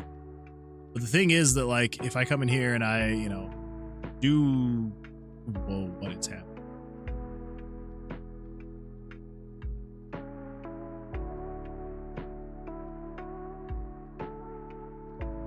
That was weird. Wait, because I'm running the console, is it like seriously running this slow? Why is the console running, making it run so slow? What is happening? Oh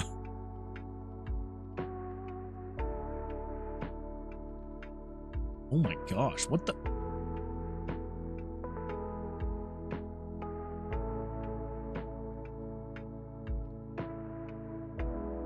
Okay. That is weird. For some reason, trying to bring up the developer tools to look at the console, it is like, that is very bizarre. That is very bizarre. Anyway, all this to say, so RPG Maker doesn't really have much of a console.log function, sadly, so I can't really see where it is in certain processes. Yeah, I would absolutely love if it did. RPG Maker moment. I know. Yeah, it's yeah. Just another example why it's a great tool for beginners, and you can do some really cool things with it. It does have its limitations. It definitely has its limitations. Anyway, cool. Well, I don't know why or where it's going there. Because that's the thing, is like even down here. Is this happening when I draw? So when I draw my cards, turn on A, exit event processing. Turns on A. Goes through here. If you have a blackjack, turn on 2. Check player draw poker. Checked player draw power is on. Turn on B. Then B gets turned on. Monster blackjack is on.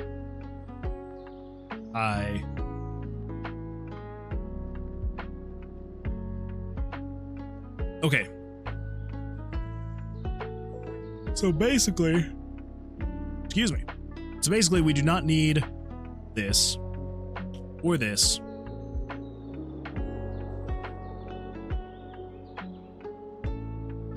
We're just gonna wait for 60 frames, and the monster total card draw value, if you're equal to 21, and if the player is equal to 21, exit event processing.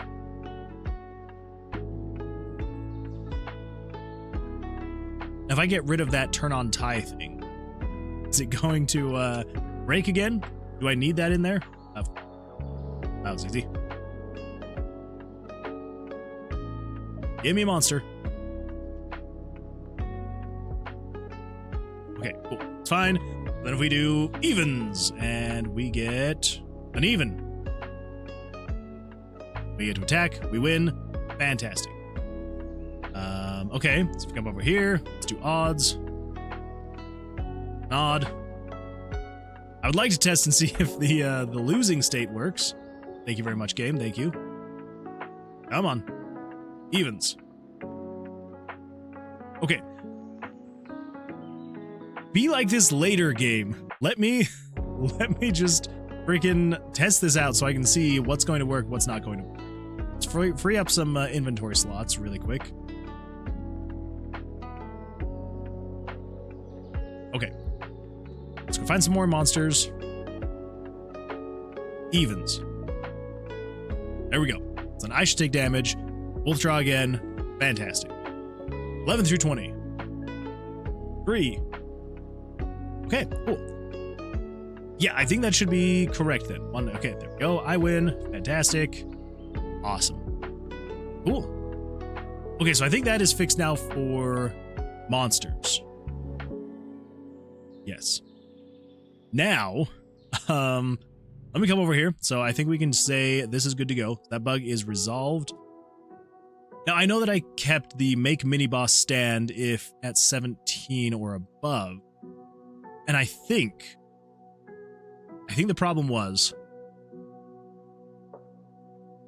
we did that, but then it ran into some weird issues.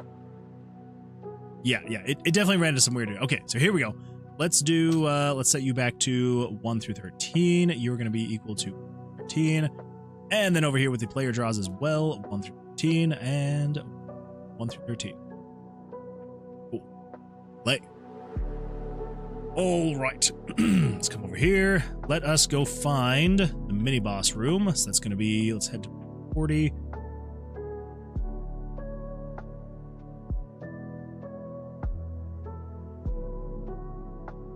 Odds? Yeah. Take that, you freaking slime. 10, 13. Oh, that's true. You will get ties a little bit more often than I was thinking with the monsters. Because yeah, I do want to give the player the opportunity to, if you have tied with the monster, to be able to also still be able to go. So yeah, so if I draw a 12 here, which I didn't, so I can just attack. Yeah, so if I were to have drawn a 12 there, I do want the opportunity to be able to still do the dice roll. Okay, yeah, so definitely time well spent. I kind of forgot about that too. Okay, let's 6, enough. Ooh, a 17, huh? Ugh. 19. Oh, we got a 20. I don't like that. Really don't like that. 19, 18, there we go. Okay, just freaking, I need to go to this room right here. Oh, also, sorry about that. Wait. There we go. That's a bit bigger, should be a little bit easier for you to see. Okay, 15, 12, easy enough. 13, 20, easy enough.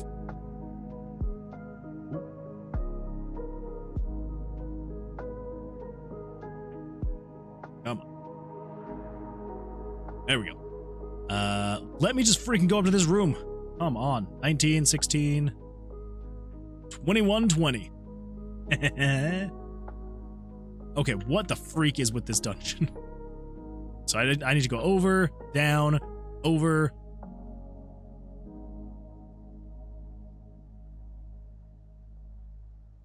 Hold up. It's this way. This is the way to the obelisk, but I already found the mini boss, so it's good. Go to the mini boss, open the door, let's see this horrible Cheeto monster. Go. So 18 and 13. What was I testing again? Oh yes, the mini boss actually being able to attack. I think that's still broken. Let's see. 14, 21. Never mind, he can still attack. So I'm going to stop at 17, 10, 12, 14, 24. Okay. Maybe there is no bug here. I thought there was a bug here. Maybe there's not. 13, 13, 17.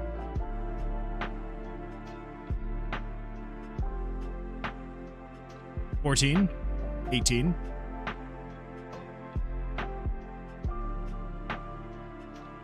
Wait a minute.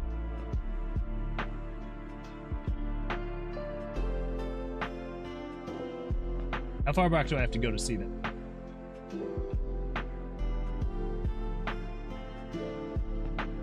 Bear with me. Checking the replay. 5.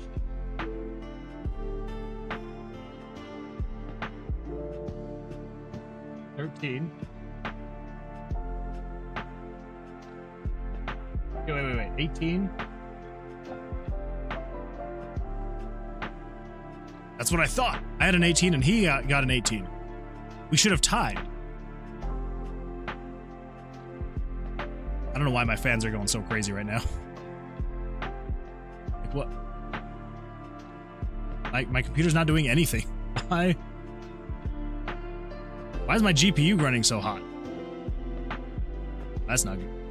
Anyway, yeah, so we 100% tied. Okay, well, yeah, okay, yeah. That's fair. That's fair. That's fair. 15, 20, 19, 21, okay. 13, 17, 12, 12, 21. But then he shouldn't have drawn again because he got 20. Okay. All right, so now I'm seeing where the issues were. Okay, so yeah, so he was drawing again, which he shouldn't have because he was at he was already at 20, so he shouldn't have been able to draw again. That is a problem. Okay, so a few things. There's a few things there. So the first one, we both got 18, and he won, which he shouldn't have. We should have tied. Second one,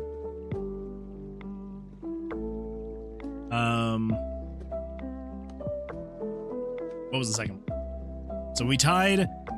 We both drew the same number, so we should have tied. He shouldn't have won. Oh, and then he was over 17, so he shouldn't have drawn. Okay, all right, so let's get this figured out.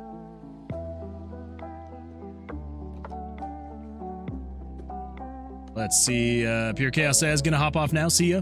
Thank you for being here. I appreciate it. Go get some rest. I know that it is pretty late over there for you over on the East Coast.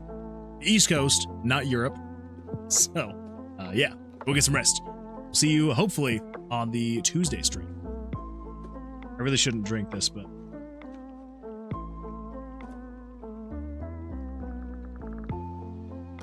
I need just that tiny bit more of a kick to get me through. Yeah, Logan's part of the 2 a.m. crew. True. That's freaking East Coast. It is late there. I don't know how you're still awake. It is almost midnight here, and I am freaking dying right now. I'm like... Ugh. But I guess trying to code at this time will also do that to you. I don't know how some people do it at like 3 in the morning, 4 in the morning. I'm just like, there's not a chance. Not a chance I'd be able to do anything productive at that time.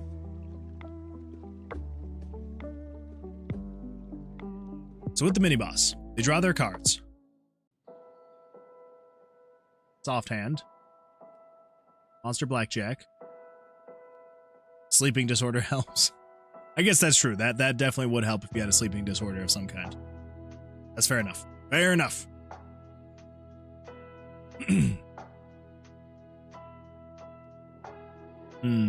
Okay. Mr. Blackjack. Soft hand. Monster, total card value is greater than 21. This. Do. Once you get to the end, if you haven't been able to get below 21, then go to bust. Else. Okay, so is that this else? So if you're greater than 21,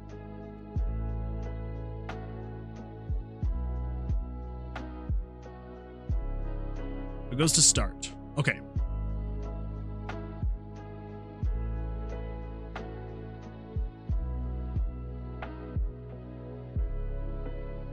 Do I have that in the right order? I don't think I do.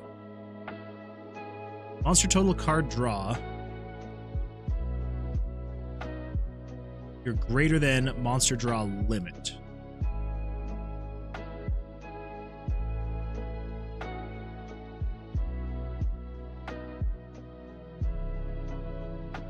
$525. I just want to make sure. Come in here.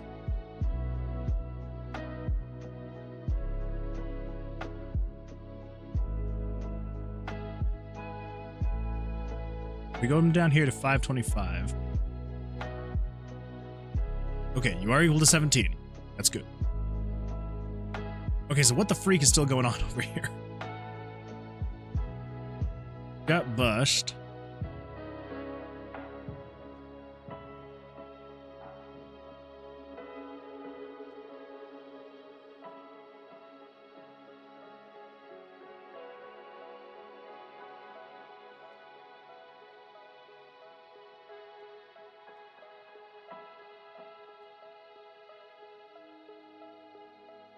Jump to start.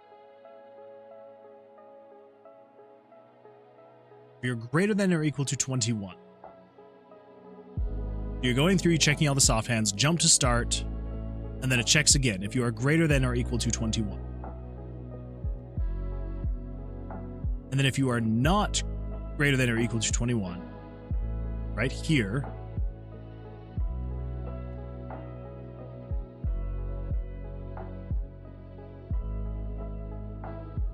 then it checks to see the monster total card value, 82, is greater than or equal to 17.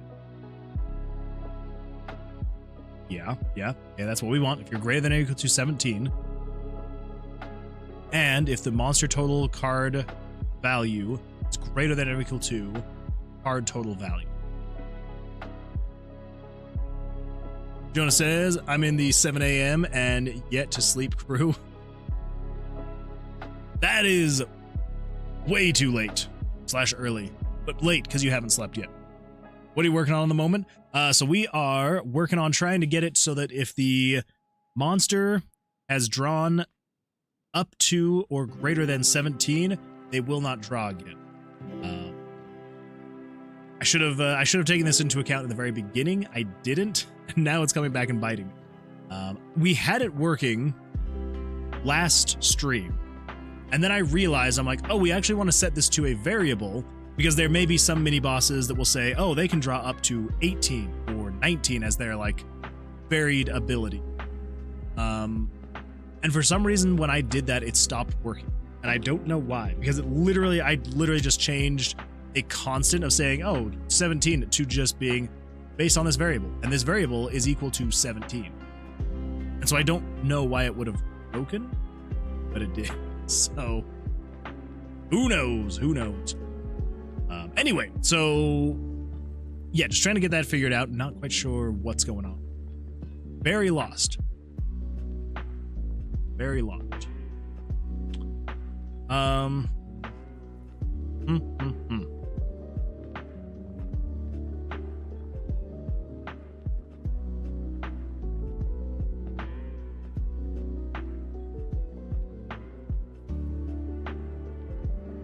So if the monster total card value is greater than or equal to 21, do all of this stuff. And as soon as you aren't, which works fine. Trying to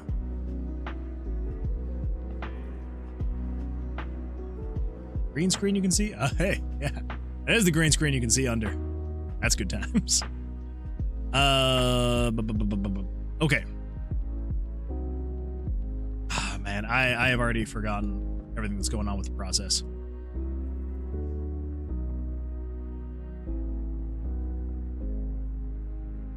Okay, let's do this. Moment.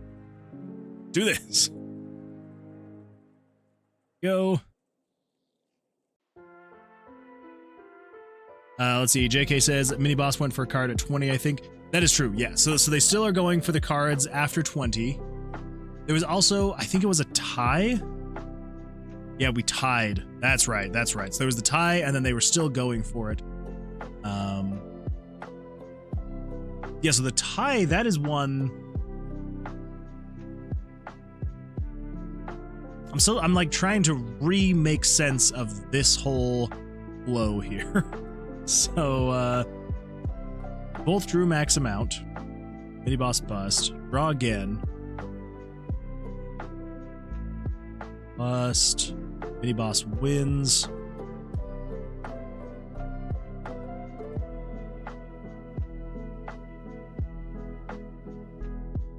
Okay, yeah, so basically everything in here. This is all just soft hand stuff.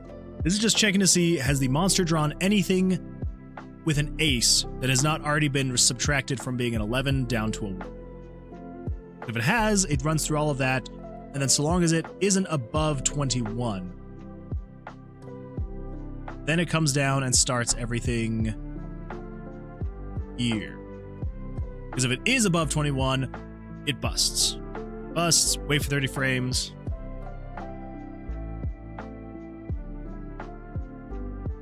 Okay, yeah. So long as it is not above 21, this is where we need to take care of everything else. So if you're not above 21, then this is now saying monster total card value is greater than 17.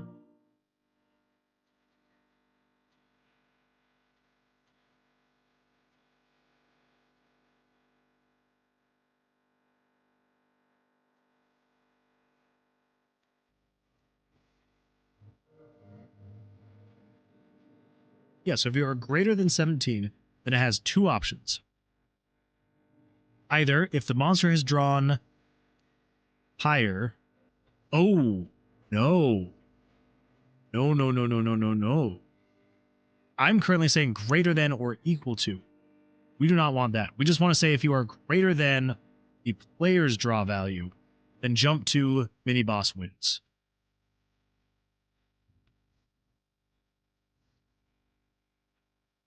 Okay. Yeah.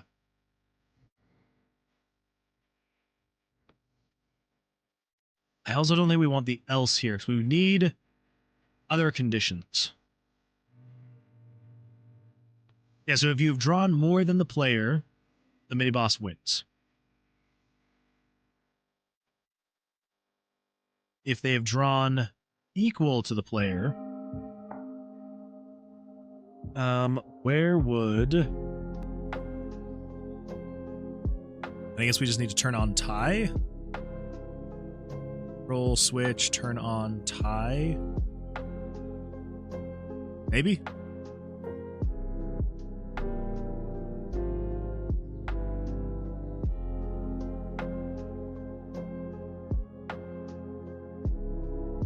I think all the tie stuff goes on in here.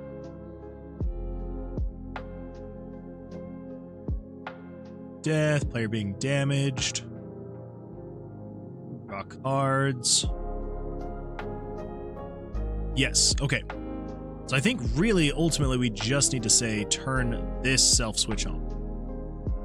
I think it's located in here.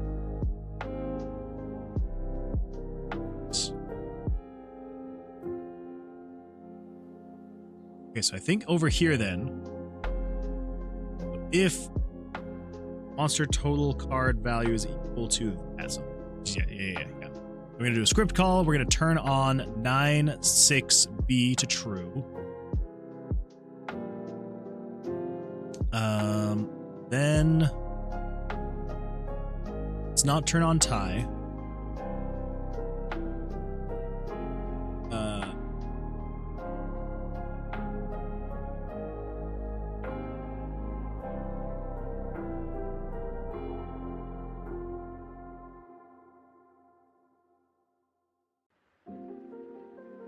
And then I think on else we can just say to bust there.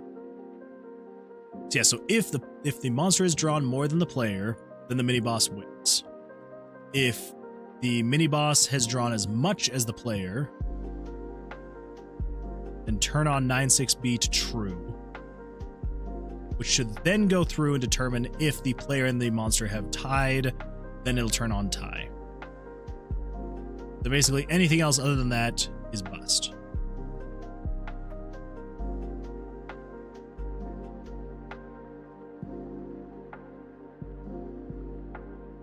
Then if monster total card value is greater than card total value.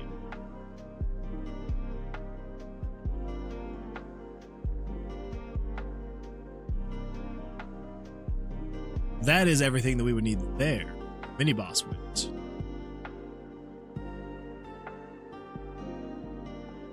Oh, it's just jumping to mini boss wins. So it jumps there, waits for 30 frames, does all of that. Okay. Okay, that is cool.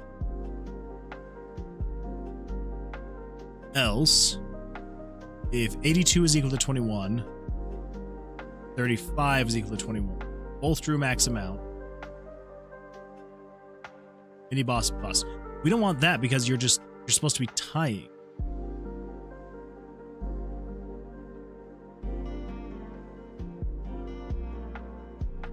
All of this seems redundant. Like, why would we have this here when you could just do this?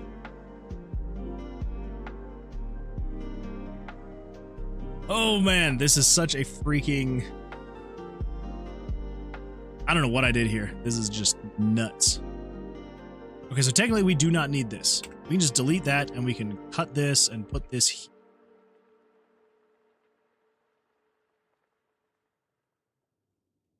Okay, so basically we are saying monster total card value is greater than or equal to 17. And that is it. Shouldn't do anything more than that. Is there an else handler here? No.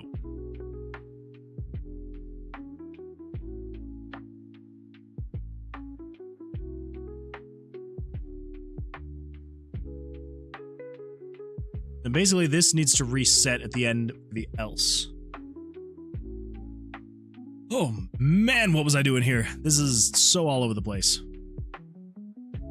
Yes, and basically if the monster total card value is greater than the player's card value. So if the mini boss has drawn more, that means the mini boss wins.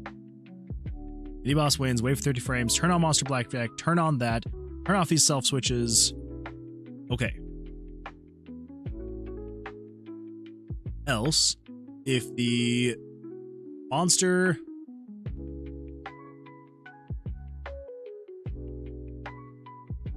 We don't want the mini boss to bust if you both equal 21. We want you to tie. So this is no longer the case. We actually don't need that at all. We can literally just say, so that's 82 and 35. So we just say if 82 and 35. So if 82 is equal to 35,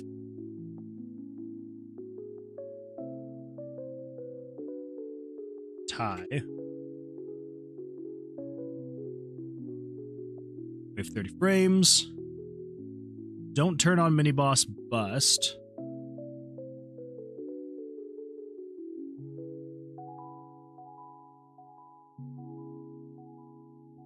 Loki says, I'm not saying that something was put on Discord, but something may have been placed in the Discord. Ooh. Which channel? And then I'm gonna go check it out as soon as I figure this out. Comment. Okay, so this is the tie.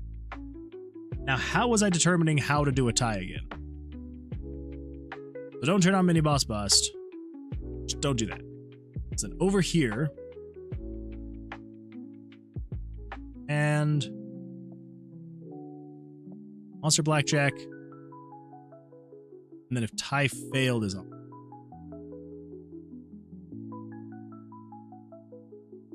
Current room, total card value is equal to 21.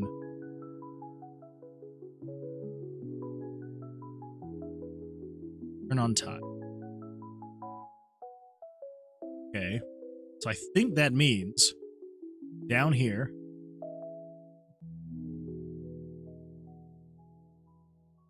should be able to do basically the exact same thing here. Paste that, just turns it on, turns off all these self switches, exits event processing. Okay. And then we can just, I guess, leave draw again there.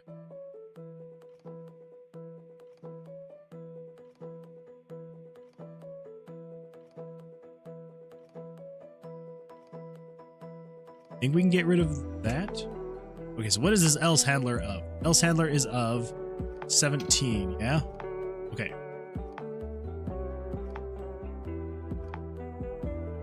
Okay. So this is basically saying if monster total card value is greater than or equal to 17. Devious Oatmeal! Ahoy, welcome. Glad you're here. How's your weekend going? Big D in the kids' table. Love it. Absolutely love it. Monster total card value is greater than or equal to 17. Ooh. We are hitting that time. We are hitting that time where my brain, I'm like seeing these conditions, I'm reading them out loud, and my brain is still just like, wait, what? So if monster total card value, so if what the monster has drawn is greater than or equal to 17, then it is doing those things. If it is not, then this is the redraw. This is the draw again. Okay, so we should be able to cut that, put that into else, get rid of that there. Oh man, I don't know what it is that happened, but I just had like the biggest craving for like grilled hot dogs, like over a grill. That is how tired I am. I had to explain what a grilled hot dog was by explaining that it is grilled over a grill. I don't think the Diet Coke that I drank helped at all. Holy smokes. Was it the new Monster Game Boy? Oh! You weren't here. So, yes, there's a new monster. There's a new Monster Game Boy over there. And if you would like, if you open up the channel mana menu, you'll notice there's a whole bunch of new channel rewards you can redeem. So you can cast a whole bunch of different spells. So if we were to come in here and if we were to cast Seismic Tremor, it'll do some damage to the little guy. Yeah. And yeah, that's about all that we've got so far. It's very bare bones. It basically is just, yeah, it's just, you cast the spells and it eventually kills the little monster, and when the monster dies, a new one will spawn. Yep. Eventually. Yeah, there we go. See, this guy gets a holy crap at 12. Not bad. Not bad at all. What? Guy's going down. But anyway, yeah. So general idea is just, you know, it's just another fun way to spend your channel points. I've tried to keep the cost a little lower, but yeah. So it's I don't know. It was just kind of like I was like, would it be possible to get Twitch integration working with RPG Maker? That was the ultimate question. The answer eventually is yes. But yeah. So I did make it. It was an exciting time. I was very happy when I eventually. Sorry about that. I was very happy when I eventually got it working, and it. Yeah, it's there's some hoops to jump through. It's not perfect, but eventually I am planning on padding it out a little bit. So I was kind of talking about it earlier on the stream. But yeah, current plan is to eventually make it so that you know, we'll kind of have like a joint character that will be leveling up. So as we kill the monsters, they will gain experience, and so we'll all be working together to level up the character. Eventually, I do want to add like quests and missions and things like that. I want to add achievements, trophies, all that fun stuff. But that will be an eventuality. It will take time, time that I do not have a whole lot of. But, yeah. Just a little something to keep people engaged and entertained. Hopefully more so than usual. So, yeah. It's fun. It's fun times. But how's life going for you? Hopefully everything's going all right. All right. So if we come in here and we give this a test, I think maybe. I don't know. We'll see what happens. Let's go find the room. So 53. Let's go find room 53. Okay, where is the mini boss on the floor? Okay, over there.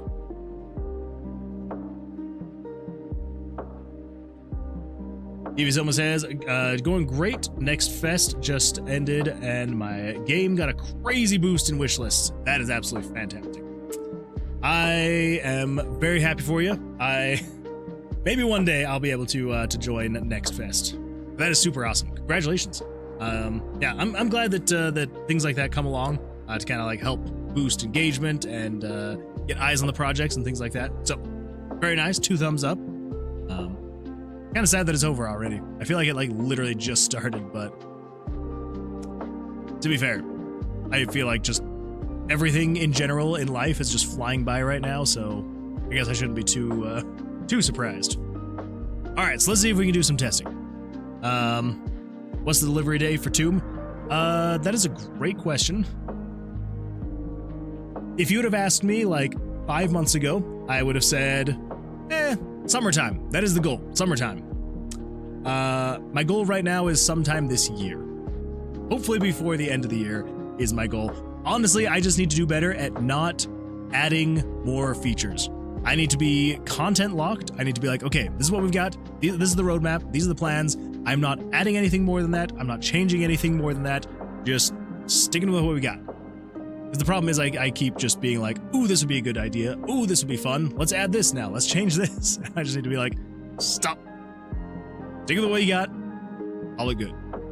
So, yeah, rough idea is sometime before the end of the year. I would absolutely love to have it released before I hit my like 1 year mark of streaming. Like I think that's kind of like my ultimate goal is like, if I can have it out before I hit my 1 year mark, which would be mid-December, I'm like, that would be good for me. So if in the next 6 months I can have it happen, that would be good. We'll see. You plan on selling the Game Boy thing? Maybe. So here's the thing. It's so I spent quite a bit of time because Twitch integration. Well, first of all, Twitch integration is kind of a nightmare anyway. But I also noticed that there's not really anything out there for RPG Maker Twitch integration. I didn't really check for it before I started, but then after I got it all finished, I was like, I wonder if anyone else has done anything like this. And I did find there was someone who had released a plugin for RPG Maker to be able to do Twitch integration. but it wasn't quite the same. It was only for chat. So people would like type the message they wanted, and so long as they typed exactly what it was, like the exact command, it would do a thing in RPG Maker. But everybody that I saw responding to it was like, hey, this is super cool. I'm running into an issue. Can you like make a video on how to set it up? And he was like, no, that I don't have time for that. But like, if you post your questions here, I'll answer them. And so then people would be like, okay, well, here's my question. And then he would never answer. So as far as I could tell, no one else but him could get it working. So I'm like, okay, that's all right. So it technically has been done before. It wouldn't be the first time. But there are a few extra steps that would make it a little difficult to like try and be like, hey, this is a plugin you can use. This is a thing you can do, because it does take a little bit extra setup than just putting the plugin in RPG Maker and having it.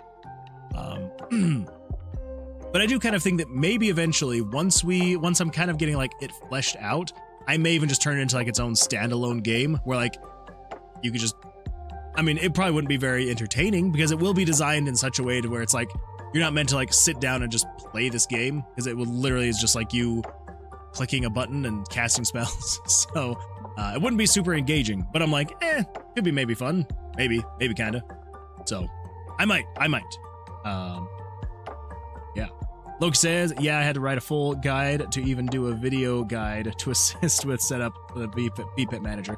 Yeah, it is kind of crazy. It's kind of nuts, like how much work it takes to get Twitch integration working. Yeah, probably like the biggest thing would be teaching people how to install Node, and I'm using a service called ngrok to be able to like port the HTTP address to a public-facing HTTPS address. It's kind of like working as that bridge. And so yeah, so I'm sure there's a much better way to get it all set up, but like I would have to set up a guide to, yeah, not only like get the plugin working, get it all set up, like getting everything set up in Twitch so that you can redeem the channel points and all that stuff, but I would also have to be like, here's how you install Node.js, here's how you install ngrok, here's how you configure it. If Windows is keeping X, Y, and Z from being able to work, like this is what you have to do to be able to enable it. So yeah, it's a lot. Is there a way to hide the redeem message? Like when someone redeems the specific channel points, like if I do this, like hiding the message that pops up on the screen. I mean, yeah. I mean, I just have it. I just have it like in OBS enabled, so I could hide mana, and then if I come in here and if I redeem this one, so it'll still show up, like the dice roll will still show up on the Game Boy screen, but it won't show underneath. So if I do that, it just rolls the dice, and then it's a 2. So yeah, the actual message that pops up, the sound effect that you hear, that's just the overlay or the Twitch alert that I have set up in OBS to be able to show. So anyway, yeah. JK over on YouTube says, cool stuff. I appreciate that. Thank you. Yeah. Yeah, it's probably something I shouldn't have spent time on, just because it's like, I don't know if I'm ever going to even release it, but I was like, I wanted something for people on the stream to be able to do while watching me, just to like help boost engagement, you know? So I do wish that I could get something like this working on the YouTube side of things, and maybe one day YouTube will add something like this. Maybe. We'll see. We'll see. I may look and see if it's possible to even do something where it's like, you know, if you were to do like exclamation mark cast fire or something, I could maybe get something like that working on YouTube. So like you're not necessarily using channel points, but like you're still able to contribute. Maybe. We'll see. I meant on our side, like for me to not see the message pop up, maybe a setting on. Oh, so you don't want to see. Wait, so like in the chat or on the screen? I just want to make sure I'm understanding where you're not wanting to see it. It's kind of like those TikToks with Subway Surfer on the side. Exactly. Yeah. It's just, you know, keep people interested and engaged. So, but it is kind of sad because it is not able to like be like, because here's the thing, like YouTube, for as much as they've done to boost their live stream, you know, features and capabilities, they still are lacking on so many little things that Twitch has that I'm just like, add that, like a channel point kind of thing. I'm like, I think that would be so much fun if YouTube also had some kind of like channel point something where it was just a free currency that just generated over time, and then, you know, you could spend it on different rewards and redemption like that. In the chat box. Okay. I don't know if that's something I could hide, actually. I think that's just like a thing that automatically pops up with Twitch. Yeah, I don't know. I don't know about that one. Yeah, because like if I try to click on it, like nothing really shows up there. There are chat settings. Go messages caught by channel. Screen recorder. Start sharing chat. Guild mode. I don't know. Don't know. There might be a way. There might be. Loki's heading off to bed. Have a great rest of the stream. Thank you so much, Loki. I appreciate you being here. Thanks for chatting. And yeah, we have an absolutely fantastic evening. See you on the next one, Tuesday. Good luck.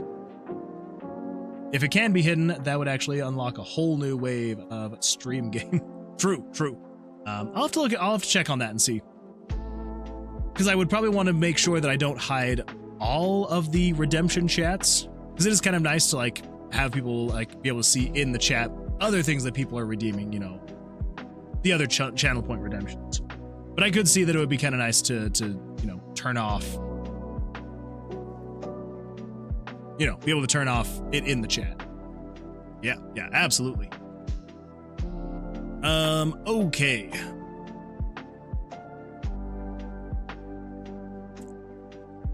So let's see. I need to try and draw above a 17. Okay, there we go. If I stand, he's got a 20, I've got a 20. I have broken so much with this freaking mini boss.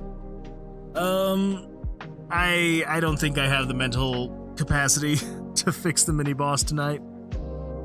Oh, he was fickle. He was already fickle, and I tipped him over, and yeah. It's like that meme. Here, let me see if I can find it. Let's see. Science versus coding meme. Yeah, there we go. Yeah, so scientists, if it was like, sir, it finally worked. Great job. Now we need to figure out how and why. Programmers, sir, it finally worked. It's a miracle.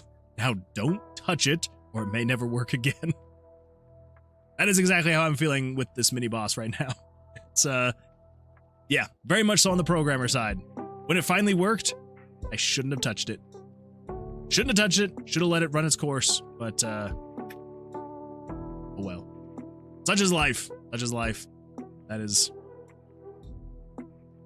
Anyway, yeah, so I think on Tuesday we will work a little bit more on getting the mini boss working better.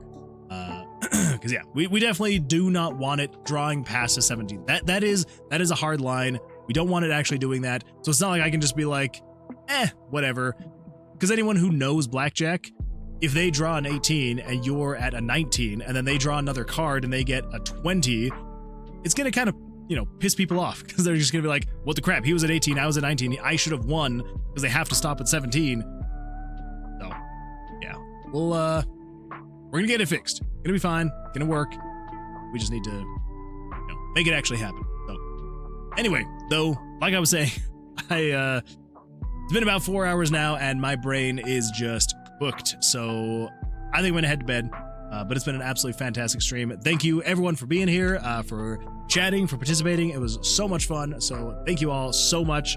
Hope everyone has an absolutely fantastic rest of your nights, or hope you have a great rest of your day or morning, wherever you may be in this great wide world of ours.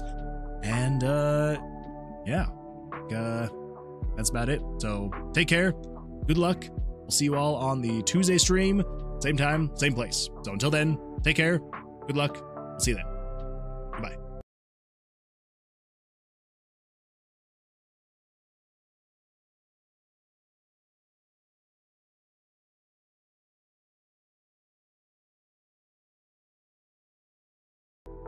I need to fix my ending part of the stream. I just realized I need to turn the transition back on, but also media player. Copy that. Okay, now for real this time. Goodbye.